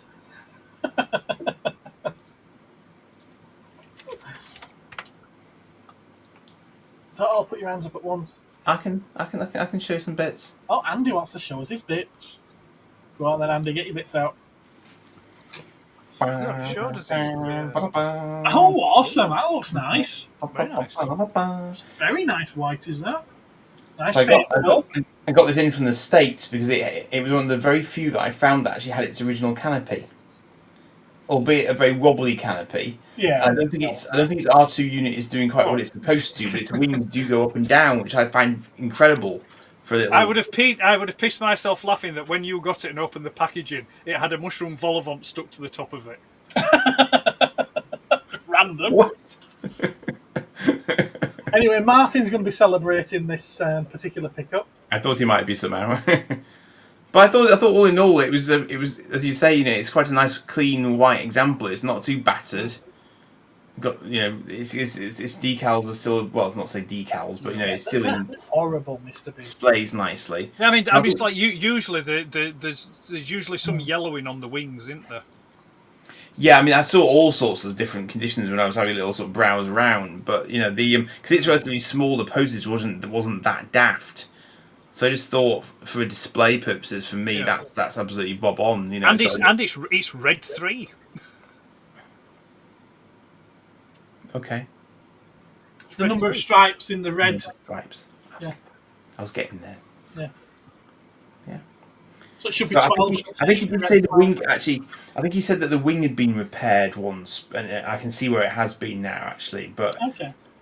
but obviously, I guess if you wanted a really, really mint one, you'd obviously pay through the nose for it, wouldn't you? It does look nice and white, does that? It really does. Yeah. Other deeply random pickups, aside from the other blocky-based pickup that I've already done, of course. I got a whole bag of random cassettes, but mainly to get this one because I was intrigued as to what it actually was, and I haven't played it yet. Playtime must, yes. So I don't actually know. What it is. I don't know whether it's a book or whether it's actually a sort of an audio tape. It does mention John Williams on it. It's a book on tape, isn't it? It's the. I would assume so because I got it with a bunch of Super Teds and stuff, and also a Spectrum game. Yeah, Andy, pop it in the cassette player. Very nice, Dave. That's a modem, actually, not a cassette. But anyway, yeah. This is Hypersports, apparently. From Imagine, made in the UK, copyright 1984. There you go. It's almost as old as me. Definitely as old as me. Gareth had one in the shop. I don't think I did, actually. I did have a look last time I was there, actually, before I shot myself in the foot repeatedly, but thanks for that, Mario. So I'm not actually sure if I've got that many more to get. I mean, do you know how many TIE fighters they brought out in total? I know you had the sort of mythical bomber in store at one point, didn't you? But I did, yes. So there was that, which is ridiculously rare. I think it's the last one that they did. There's the Darth Vader TIE Fighter, and there's the TIE Fighter. I don't think they did an Interceptor. No, nothing else. So just those three then. Yeah. Yeah, okay, interesting. There's TIE Fighter's white in it, and the Darth Vader's is grey. That's right. Or bluey grey, yeah. But it used the same centre section. It's just the wings that are different. Yeah, they seem to be often missing the back piece, which has the pilot in it. Yeah, from the ones I've seen. Out, it sort of slots in, yeah. That's right. So, but I like the fact that they went to the trouble of they always had a little bit of playability beyond just being a metal model, which I thought was. Is Both of them had Vader as a pilot. Is the snow speeder supposed to have a little attached grappling hook? No, just a little gun. I think it just has a little gun at the back. That's what I thought. Yeah, it's strange. Sometimes I see them with a little rope coming off them. I'm like, is that right? I don't think that's the thing. No, not on the die-cast one. No, I didn't think so. I don't believe so, anyway. And then the pilot that's in the X-wing, it isn't, but it looks very similar to a Zoid pilot. Slightly bigger. Actually. Yeah, it is. It's slightly bigger. It looks very similar to a Zoid pilot. It isn't, but like I say, it looks quite similar to one. Have you got any pickups, Ed? I have, yeah. They're there. Any bits to show us? They are. I'll just show him briefly because I will be doing video. Yeah. He's got some pictures prepared, hasn't he? Oh, I thought you might have had pictures prepared then. I'll show you. The first one is Sir Enoch. He's lovely. These soft is he goods, lovely? very nice. It's lovely. They're lovely. Some nice soft goods there. Sword, shield, helmet. I'll just take his helmet off. Ow! Put his head on. There's chainmail. Ben likes it. But yeah, you can't beat a Templar Knight. So that's him. And then... Well, every time you the try one. it, it's only a scratch, isn't it? Yes. And then we've got Clavian, which is a I like blood, that. a blood skeleton. Yeah, I really like that. It's the nuts aspect of the red skeleton and the black, or almost black knight's armor. It's just like It's like it's like a dark gunmetal, but it does have like black inserts in it and things like. I mean, you can't really see it so well here on the comments because I've not got my lighting set up for it. But it just seems wacky, and that appeals to me. I like wacky. Yeah, but it is very nice. So yeah, those are the two pickups that came in since the graveyard skeletons. Is there anything else? I have a couple of pre-orders waiting to drop, but they've not arrived yet. But no, that's... Are they more Mythic Legions as well, or is it others? No, yeah, these are Mythic Legions, yeah. No, So I mean, these are the... I mean, your other pre-orders. No, okay. they're just boring-ass Transformers. Still unlike them. So yeah, these are the part of the Necronomus wave. Although Clavian's one of the All-Stars. Clavian is actually an old figure, but they've reissued it because it was this one first, when it first came out, was like a Kickstarter figure. Oh yeah. But they've now reissued it and brought it into the All-Stars line, and then, like I say, Sir Enoch. I've got his partner in crime, Sir Elijah, who's decked out as resplendently as what he is. But yeah, no, it's just them two. I'm just trying to think, was there anything else? No, that's it, I'm afraid. Quite I'm wanting to sell more now. I'm buying. But there we go. Might be able to get him a bit. There we go. Cool. Very nice. There's lots. Very I mean, nice. you can't see it, but there's lots and lots of detail on him. I mean, it's like he's painted up the wazoo, detailing on the armour and stuff, and like I say, it's a bit dark. Yeah, you can't really see him. Yeah. No, we look forward Anyway. to seeing the unboxing video. Yes. I'll have to put them back in the box to unbox them. No, you've already filmed it, haven't you? You've already filmed it. Yeah, of course I have. The kind of magic. I have, yes. I've already filmed it. No twist ties were harmed in the making of this film. So yeah, that's it. So you can take me off big thing now. Okay, well, I suppose that yeah. means me. I've got tons. I feel like I've gone weeks with just sort of like having the odd thing. And now it's like tons has just arrived in the last day or two. You always buy loads of stuff. No, I don't. Do. Behave, you two. Gareth, get on with it.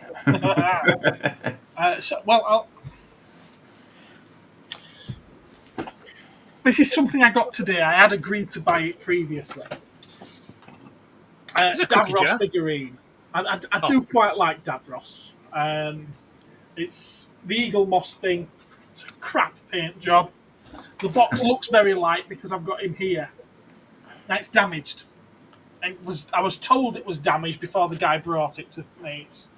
He's lost a bit there, and he's lost a bit there, and he's got a little chunk taken out of that there. And I thought I might be able to fix it, and I think I can, but I'm thinking I might try fixing it with some wire.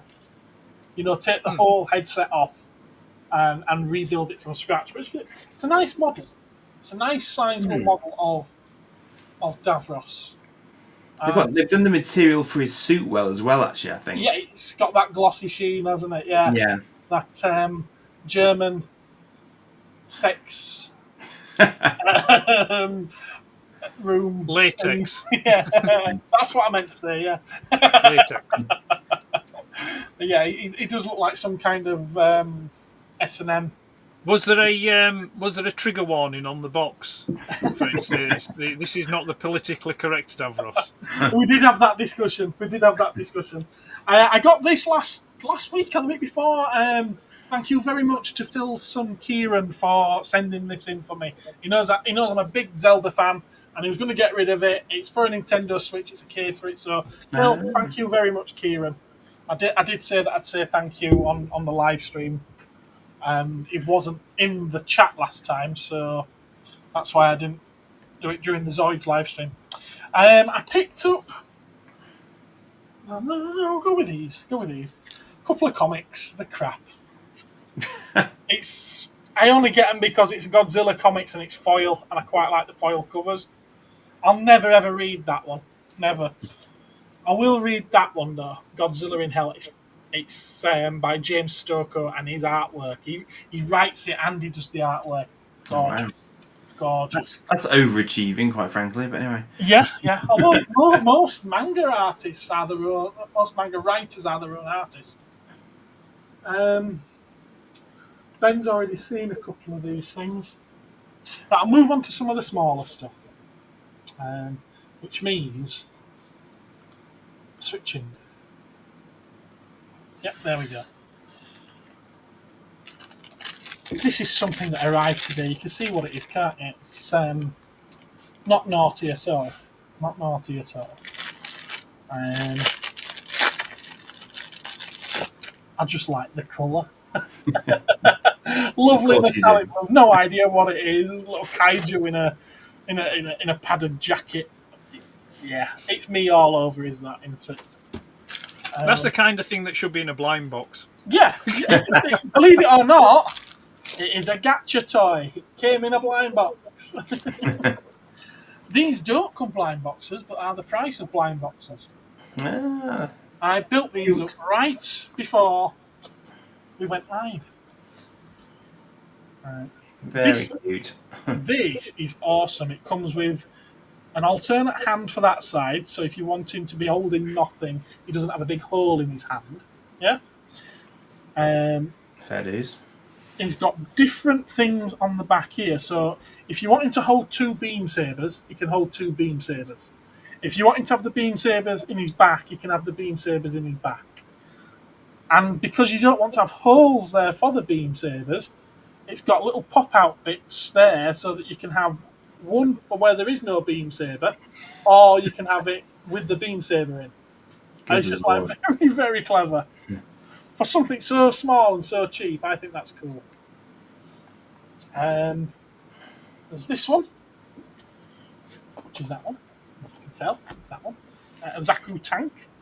Does anybody else think that his gun is in an inappropriate position? No, it's firing down his centre of mass. That's perfectly acceptable. That cannon is in a very strange place, I feel. But then again, these do come from the minds of the Japanese. And I love this one. early gun tank, which this one's from Gundam Origin. I loved Gundam Origin. I've seen that all the way through. I did like that, and I loved this design when I saw it on screen. So I had to have that when I saw that one. So that's them. And I've already shared this with our group. But yeah, I picked that up the other day. Bit of die cast. Took a trip to Selby, which is actually absolutely lovely. Lovely little town. Ed didn't think it was. He was warning me away from it as I was on my way there. No, I didn't warn you away. I didn't say anything negative about it. I just said that it's a choice. That's all I said. And I knew as soon as I said it's a choice, I knew Gareth would say it was lovely. Contrary to the end. I should have filmed it while I was there. It really was nice. But, you know, give people all the information. I did say it's probably over 25 years since I was last in Selby. You certainly did. They've invested. You can see everywhere's been cleaned up. Almost every building's been sandblasted. It's gorgeous. It's really nice. And I'm going to flick back to me the now. Capri, what were it? Were it a 1.6S? Or is it a laser? It's a Mark III. It's a Mark III 2.0S. Does that help? Right, you? yeah, S. Yeah. I thought it'd be an S with the trim down the bottom. Okay. Right, so we're back to this now. I have to do an unboxing video of this yet. It's still sealed, and I do plan on doing a video of it. And I was going to do it the other day, but I put it off. Because I kind of feel like people aren't paying much attention to these unboxing videos that I'm doing. But it seems a shame to get something as good as this and not do an unboxing video. So, Alfarius, another Joy toy, Primark from the Horus Heresy. And strangely enough, just... Got it from Primark? No, he is a Primark, you plonker. I literally it dawned on me that I haven't pre-ordered a Primark in quite a while. And I thought it seems strange that they've not put any up for order. So I went over to Showsy and I had a look. I was like, just typed in Primark. I was like, oh, I've missed one. Still showing as pre-order, so I pre-ordered it. About 10 days later, it turned up. That's before I was expecting it to come. Looking forward to opening it. Right. I haven't finished yet. And Ben knows I haven't finished it because he was here at the shop when this turned up. Oh. Yeah, I know I've already got one. Yeah, I was going to say, haven't you already got one? Yeah. But you all keep telling me not to build it because it'll break. And I really want to build it. So I got another one just in case I break it when I build it. I got spare parts.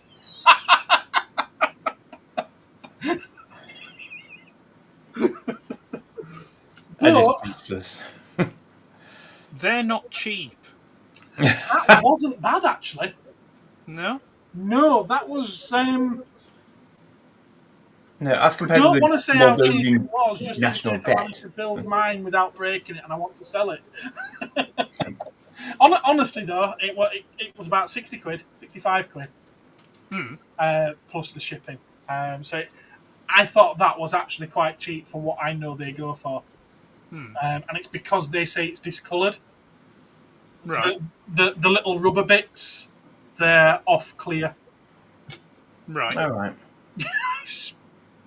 Well, to be fair, I mean, the thing with Zoids is, and I'm surprised nobody has done this, but somebody really ought to do reproduction rubber stoppers for them. Yes, they should. Yeah, no, I agree because somewhere will be, surely. They do deteriorate. They go hard and brittle, and they lose the flexibility, and they don't hold your Zoids together anymore. No. So, someone ought to really do replacement. And that translucent one, that wouldn't look out of place if it had black rubber stops on it.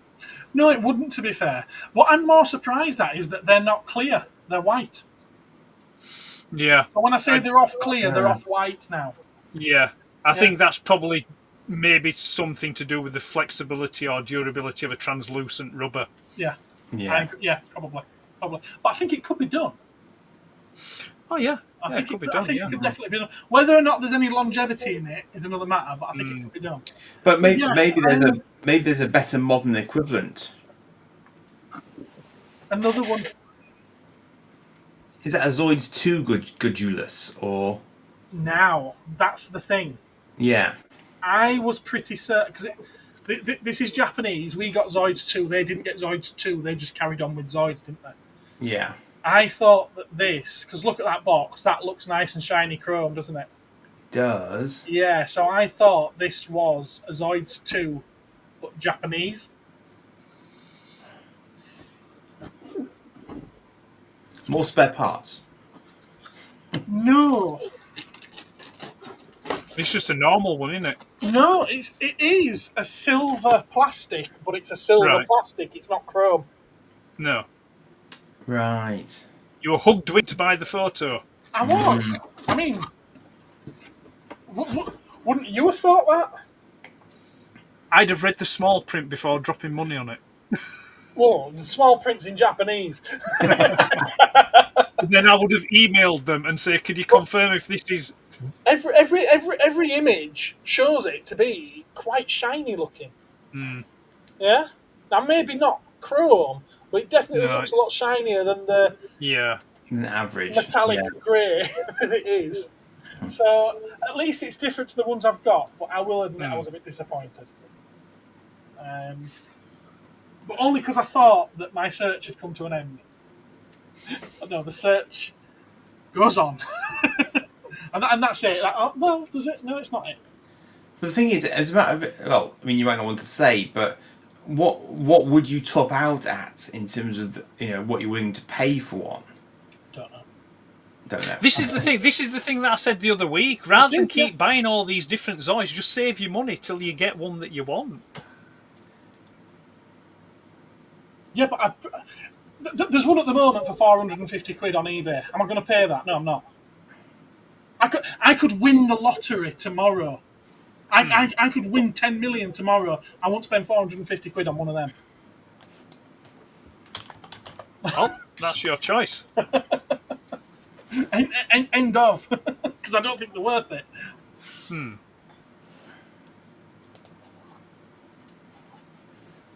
What's Andy squinting at? There is one. I've just added it to my watch list because there's one at the moment on bids. The box is a bit rough, though, to be honest with you, but at least it is unbuilt. You're looking at the £12.50 one, aren't you? Yes, I am, yeah. Don't tell everyone, Andy. Don't tell everyone. They'll bid me up. It's got blue bits in it, though. Is that normal? Yes. Yeah. Okay. For the Zoids 2 one. For the Zoids 2 one. There's a built-up one as well at the moment for 150, but I don't want a built-up one. God, you're picky. I want to build it. Just get the build apart. You can take it build apart, it, and then rebuild it. It's not the same. What he said. I've just done that and found out it had pieces missing with one. Yeah, well, this time you make sure that it is 100% complete. Yeah, but you can't do that without taking it apart to make sure it's got all the bits. Well, is it already built? The one that you're looking at that's already built. Right. So then, you should know if it's all got all the bits with it. That's why you ask them to take more photographs of it, so you can see the gun arms and the fins on the back and the pipes from the neck. On the neck, and It looks pretty good. And then you get it, you dismantle it, and you put it back together again. You've got what you want, and you've got it at a cheaper price.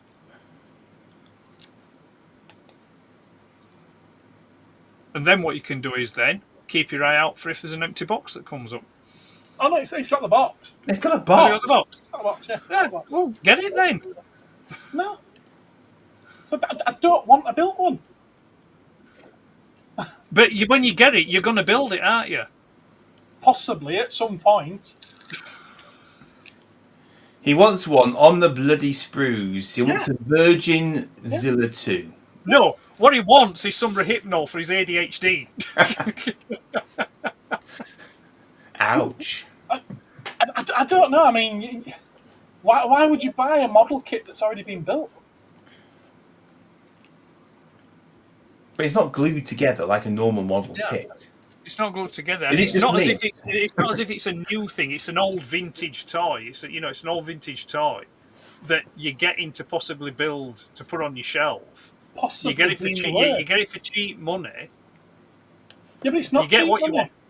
It's what? It's not cheap money. It's 150 quid. I don't think that's cheap money. I'm getting sealed ones for less than that. Well, but the money that you've just dropped on those 2 sealed ones, and then the others that you've bought, you could have saved that money and got the one for 450 quid. Yeah, you might have paid more than what you wanted to pay for it, but then at least you would still have it, wouldn't you? Then the job's done. You can draw a line under it and you can move on. I'm trying to think how many conversations that I've had with you, Ed, where you've said that if there's something that you really, really want, but it's more than you're willing to pay, you'll just go without it. And now you're telling me that I should pay more than what I want to pay. I'm a hypocrite. It's my prerogative. He's like he's happy to do it with my money, but not his own. No, but I'm not being funny. But I mean, you can afford to do that, though. You can afford to drop that amount of money on something to get that to put it on your shelf. Yeah. I'd have to go without a lot of stuff to do that.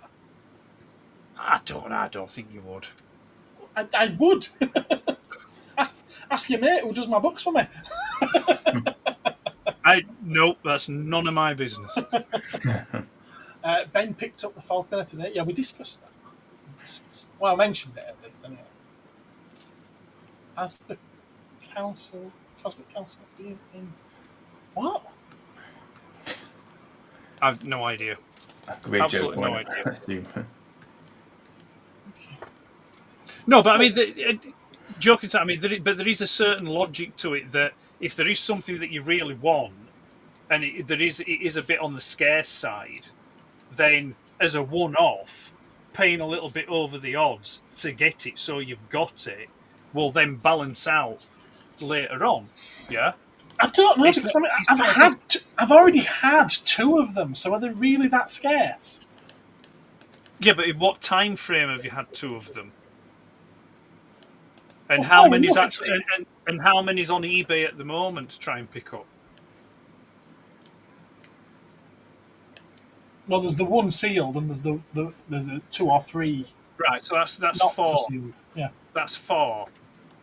So it's not like trying to pick up a Trooperzoid or a Hellrunner or something like that, or a Spinozoid. Which are 2 a penny. There's huggins of them about. So there is a to be fair, the entire Zoids 2 line is a lot harder to get than Zoids.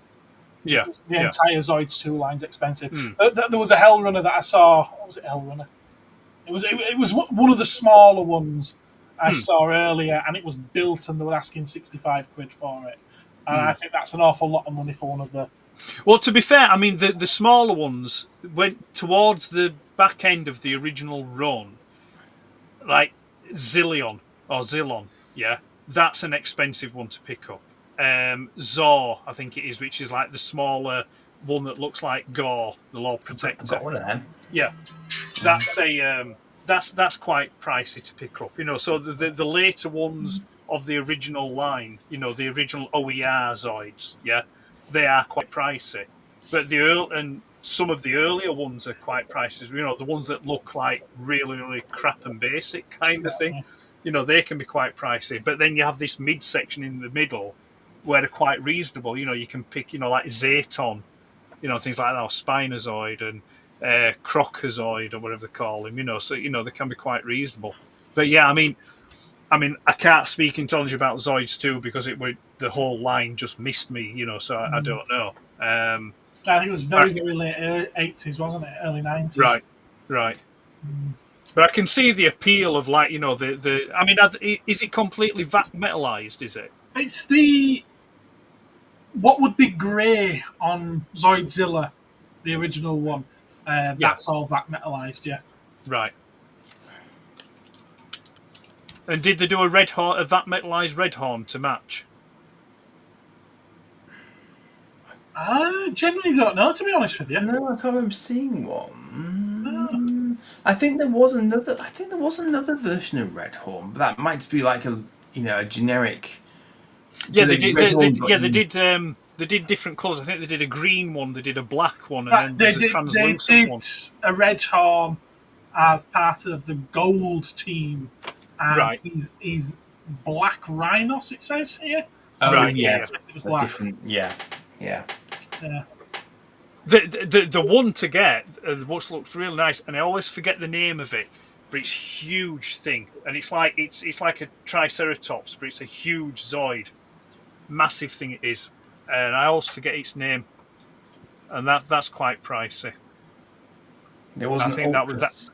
No, Ultrasaurus wouldn't be it. No, it's not that. Let me see if I can find it. Large Deathsaur. Triceratops Triceratops. Zoid. Mad Thunder. That's it. Mad Thunder. Okay. It's a huge thing. Yeah, there's one on here. I've just come up. £612. Yeah. They didn't do that in the Zoids 2 line. No. 1, 2, 3. Oh, right, okay. It looks like they only did 16 in the Zoids 2 line. Right. Yeah. Yeah, but that Mad Thunder's he's a huge thing. Huge. I'm not going to look for it. Yeah, don't look for it. Yeah. I'm not going to look for it. It does look nice. It looks nice, and it's huge. Yeah. But it's quite funny 'cause the only one I can see doesn't have anything to give me a sense of scale for it. Right, so here we go. 1994, Tomizoids, 172 scale, RBOZ 08, Mad Thunder, Triceratops, £3,900. I'm looking at one from 1988. I must be looking at a different style of one. No, it's the if it looks like a big Triceratops with big large guns off its head. Do you want to share the screen, Ed, just so that All right, yeah. the Okay, audience can see what you're talking about? Yeah, just give me a sec. Yeah. Just give me a sec. Yeah, the one that I can see is a grey one. Martin says that's a bargain. Apparently, this one's a junk item that I'm looking at, allegedly. There you go. Yeah, that's what I'm looking at. Yeah. But mine's earlier than that. Mind you, this one's boxed, so... There you go. Still on the sprues, boxed in the bags. Huge, large portion. I don't know if I like that. No, is that any bigger than any other Zoid, though, really? I know it's a chunky monkey, but I think what I'm looking at, I'm going by the stoppers, you know? Mad Thunder and Red Horn.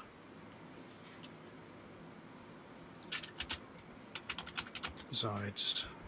See if I can get a side by side. Yeah. It was Space Hamsters that showed me his, and it's a big thing. I'm just trying to see if I can find you. It's funny because even Red Horn isn't as big as you might think. No, he's not. No, he's not. No. I've got one down here at the side of me. Of course you have.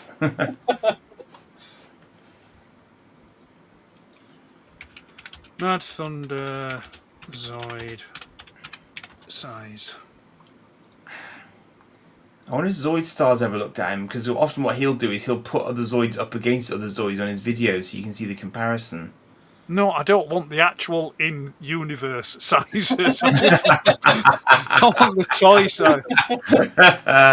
Yes, that might be slightly misleading. Yeah, 41 metres. Yeah.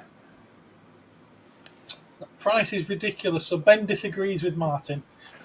Right, there you go. It's 20. Yeah. It's 23.5 inch from What? tip to toe. Good lord. He's talking about the end of the those horns as well, isn't it? Those cannons. It's including that. Yeah, I Yeah, suppose so. from tip to tail, 23 inch. It's still Oh yeah, definitely. It's big enough, isn't it? impressive.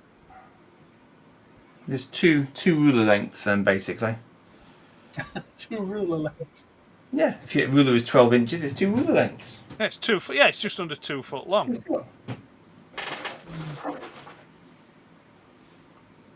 Just that. Oh, bye-bye. That Yeah, again. there you go. That's all you're getting. I feel like it's a bit bland in colour-wise, and that's why I'm not biting on that one. Yeah. Oh, shut up, Martin. Is there a glow-in-the-dark Zoidzilla? Probably is, isn't there? Well, there would be if you sprayed it with something that glowed in the dark, yes. If only you had a spare transparent one lying around that you could do that to. Or dipped it in algae. In phosphorescent algae. I mean, like I say, I could spray it in something that's UV reactive. I'm giving him an idea now. He's cursing me, I can tell. I know, it's lost on you guys, isn't it? My sense of humour is disgusting, and you're not fit at finding it. Okay. I'm there now. Or put some lights in it. That's what I want to do, Ben. That is what I want to do. I think it'll look cool with some LEDs in it. I mean, I do find it quite interesting that the fact that, I mean, back in the day, I mean, like I said, I had a reasonable selection of Zoids back in the day as a kid, and they were played with. You know, they were built and they were played with. But I do find it quite interesting, not as an adult, and I don't think there's any, you know, there's no plastic fatigue or anything like that in there. But as an adult looking at them, they do look like they're quite fragile for a toy. Yeah. No, yeah, and it's like, you know, but I can remember as a kid I mean, don't get me wrong, I never played rough with my toys anyway. You know, I wasn't like, you know, I didn't get and smash things together and stuff like that. But they were played with, yeah. And it's like, I don't think that, you know, would they?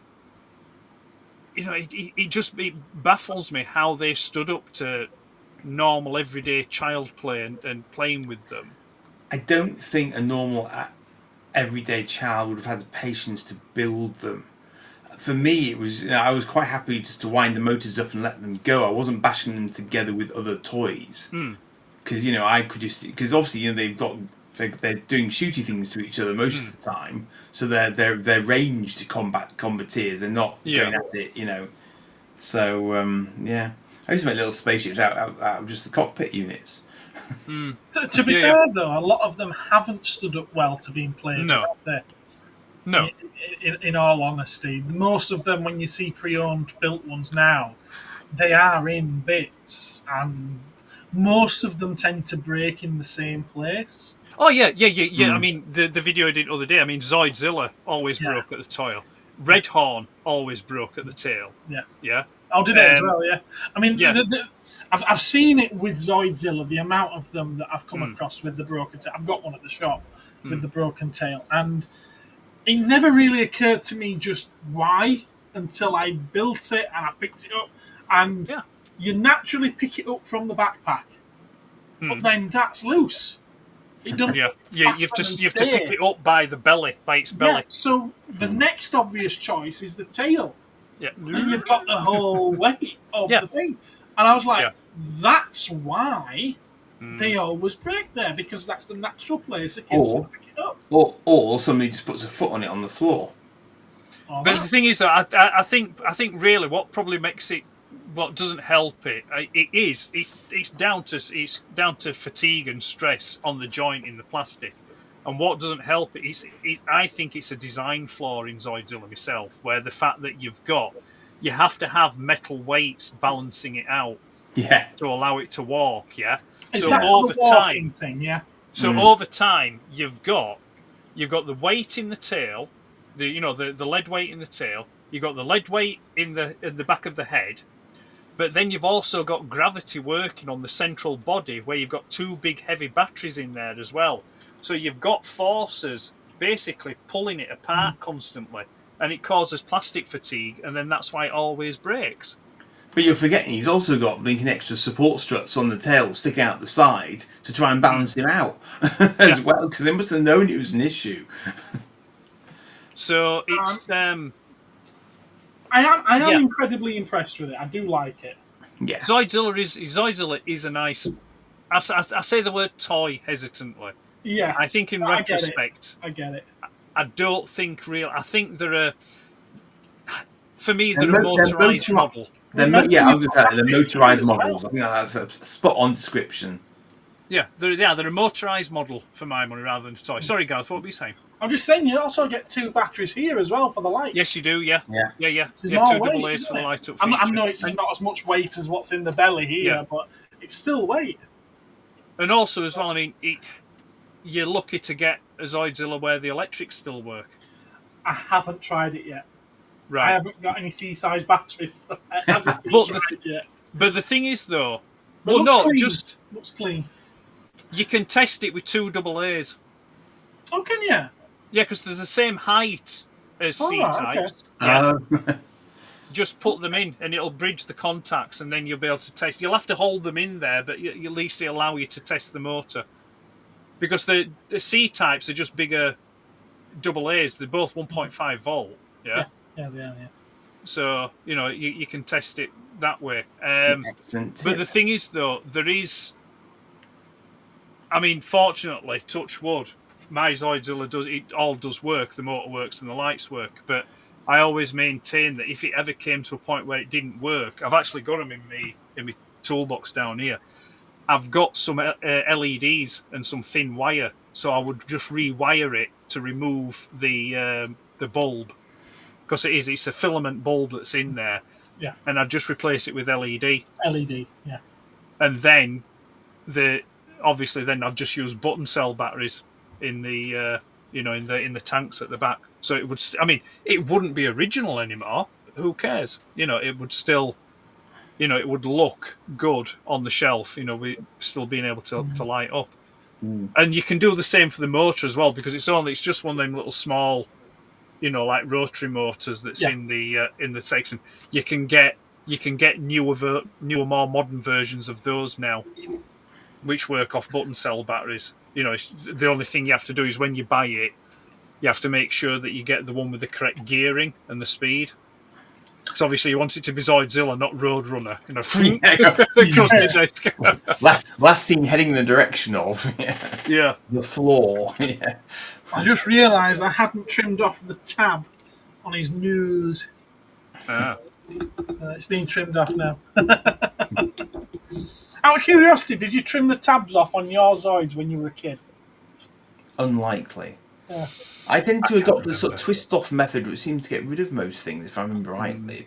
In all fairness, this was everywhere where it come off the sprue. There was a big lump of plastic still. I mean, I'll be honest with you, I don't know if I can actually remember specifics, but I do know that I did used to have.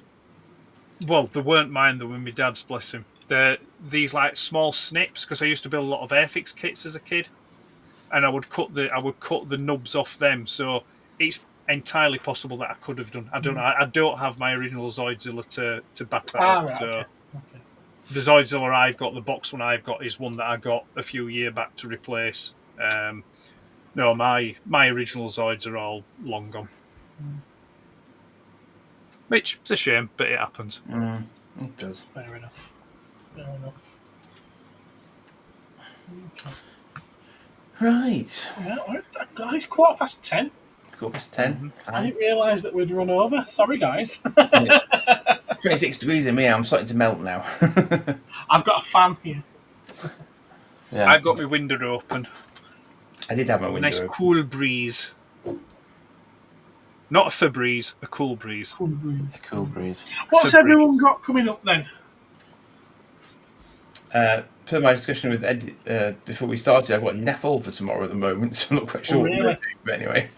Andy's going to take a day off tomorrow. He's encouraging me to take a day off. I might whip something up. He's going to sit down and relax and enjoy himself. Just realised I don't think I've got anything on Friday either, have I?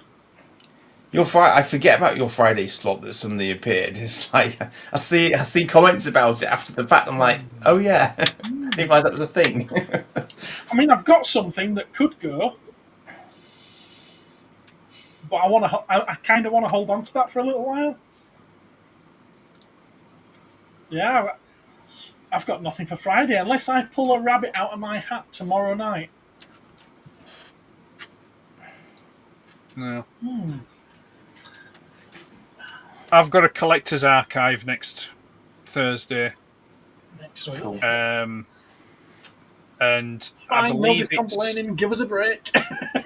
I believe it's That Toy Guy, he's called. That toy guy. That Toy Guy. He's an American chap. Not the one I was thinking of. No. I was thinking of that one.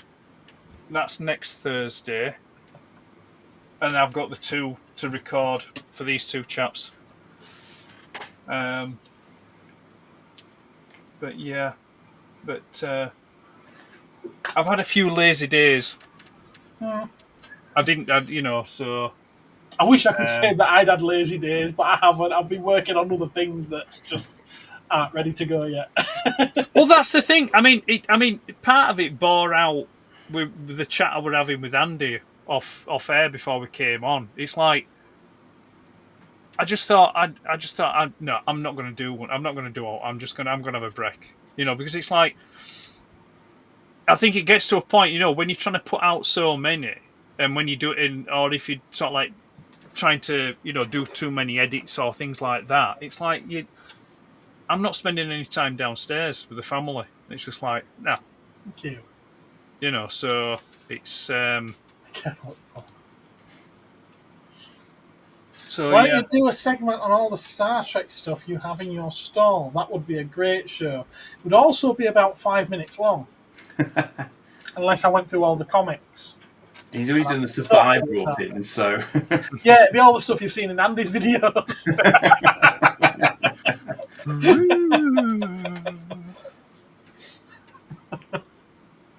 Oh, and then I've got me. Oh no, that's not While a Week. Is that this Sunday? Oh yes, yeah. I've got my Spectrum spin. My Spectrum this Sunday Okay, cool. Very cool. with special bonus content. Special bonus. Special bonus content this week. Excellent. Martin says to do a Star Wars video in the shop. I don't think so. At least it'll be 3 minutes longer than... No, what I think you should do is, Gareth, I think you should do I think you should do a quick video, or however long it takes, in the shop of stock that you've still got in the shop that you've had since the market days, because I'm sure you've still got some stuff. Quite possibly. But I wouldn't know what it is, to be fair. The only one thing I can think of is that bloody dinky Thunderbird 2. Right. Just doesn't seem to want to go anywhere. I'm surprised you've still not got a Mace Windu sneak preview. Tons of those. Um, And the staff, which I've got an another owl. one of those back in. I probably have But got yeah. a Mace Windu sneak preview, but it won't be one from the market days. Blooming hell. Or maybe do something like an Aladdin's Cave kind of stream where you go upstairs into some of the stuff that's just like sat there and just have like a little 5-minute delve to see what's in there. In those boxes. I don't know. I have thought of that, to be honest with you. There's boxes full of, Jesus Christ, the stuff that's in them. Yeah. But there's a lot of stuff that I don't know. It's toy lines that I don't recognise. There's probably some really good stuff there, but there's also going to be an awful lot of junk. Yeah. Or you could do a live stream, you could invite a select few people round to the shop, and do like a bit of a live stream, live auction, where you take stuff out of the box and say, right, okay, who wants this? What are you going to give me for it? And stuff like that. I thought about that, but I don't know if everything would be going for 50p, I think. Because we've built up this community now where no one wants to be nasty to each other, so no one's going to want to outbid each other.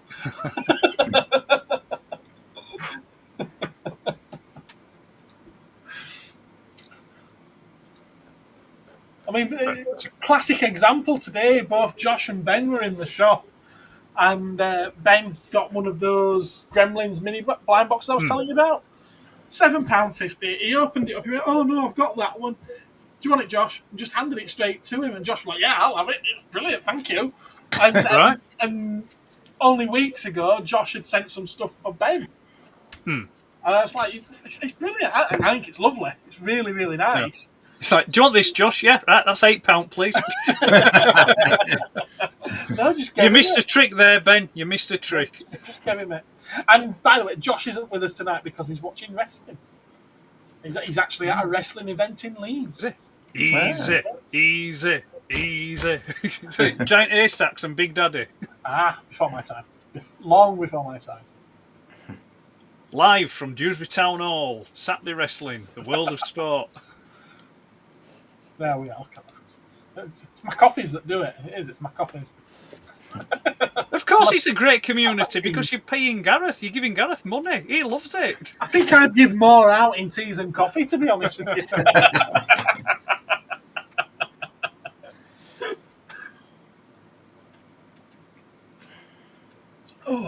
I go there to watch Gareth's face when I say, "Well, I've got.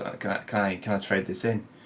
I watch his face quite distort as he's sort of calculating how much can I legitimately give him for this without making my own bank. He starts to sweat. His pulse rate goes up. He reaches for the blood pressure tablets. How much? How much? It can always be awkward to find what's a fair price. Yeah. You see, this is the thing, right? This is the thing. And, I mean, I've known Gareth a lot of years, and I've bought off him for years and stuff like that, and I go through phases where I pick stuff up off him, and I go through phases where I don't pick stuff up off him and things like that. It's the kind of thing that, and there's things that I get from other people and things like, other suppliers and other stores and stuff like that. But the thing is, I think it's a case of, I think maybe with me, sometimes I think you have to draw a bit of a line, and sort of like, a friendship always comes first, yeah? Yeah. So I think some things are best not to do because you value the friendship, yeah?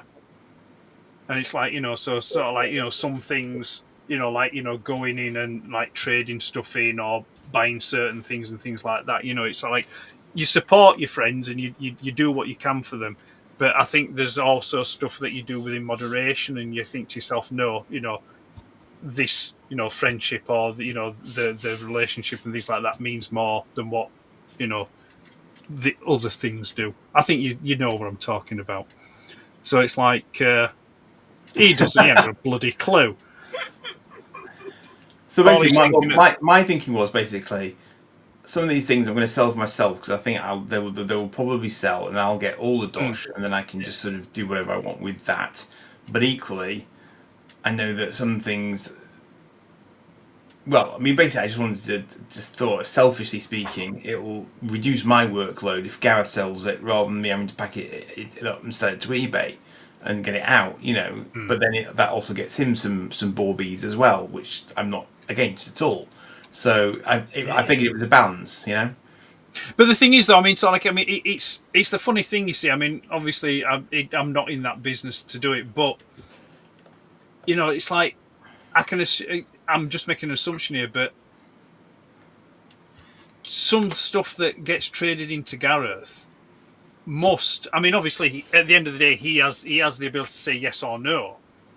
But then, like, if it's people that he's friends with, I'm sure sometimes Gareth might feel obligated to sort of like say, yeah, I'll take it. Or, I don't feel obligated, but usually I will take it. Yeah. And so on the flip side, there'll also be the case of I'll take it, but I really, really don't want it, so I'm not quite so much for it as what I would do. I'm always very realistic about that, because at the end of the day, you've also got to make money on it. Yeah. That's what and also then it's like, in its case of, is it going to be something? Yeah, that's what I'm saying. Yeah, is it going to be something that you're stuck with then? Yeah. That you're stuck with and you can't do no with. So yeah. Have you put that into? Have you put that back into storage? What? The stuff that you've had for 12 months. It just sits on the shelf, but it just still sits in the shop. And there's, I forgot what I was going to say now. Must have been a lie. Yeah, must have been a lie. It's gone. Whatever I was just going to say is gone. Yeah. Oh, when I take a job lot, I always look first at what I think's going to sell quickly. And if that's going to more or less pay for the stuff that I don't want, then I'm more happy to take the job lot and not worry about it. Which I think is pretty fair. Yeah. It's always funny when you see someone come in there and they'll see something they traded in and they'll see whatever price is on it. And you can see them working out in their head, like, I'm sure he only give me so much for that. It's like, yeah, but look, it's still there. And I bet when you come back in 12 months' time, it's still going to be there. I have robbed you. Yeah.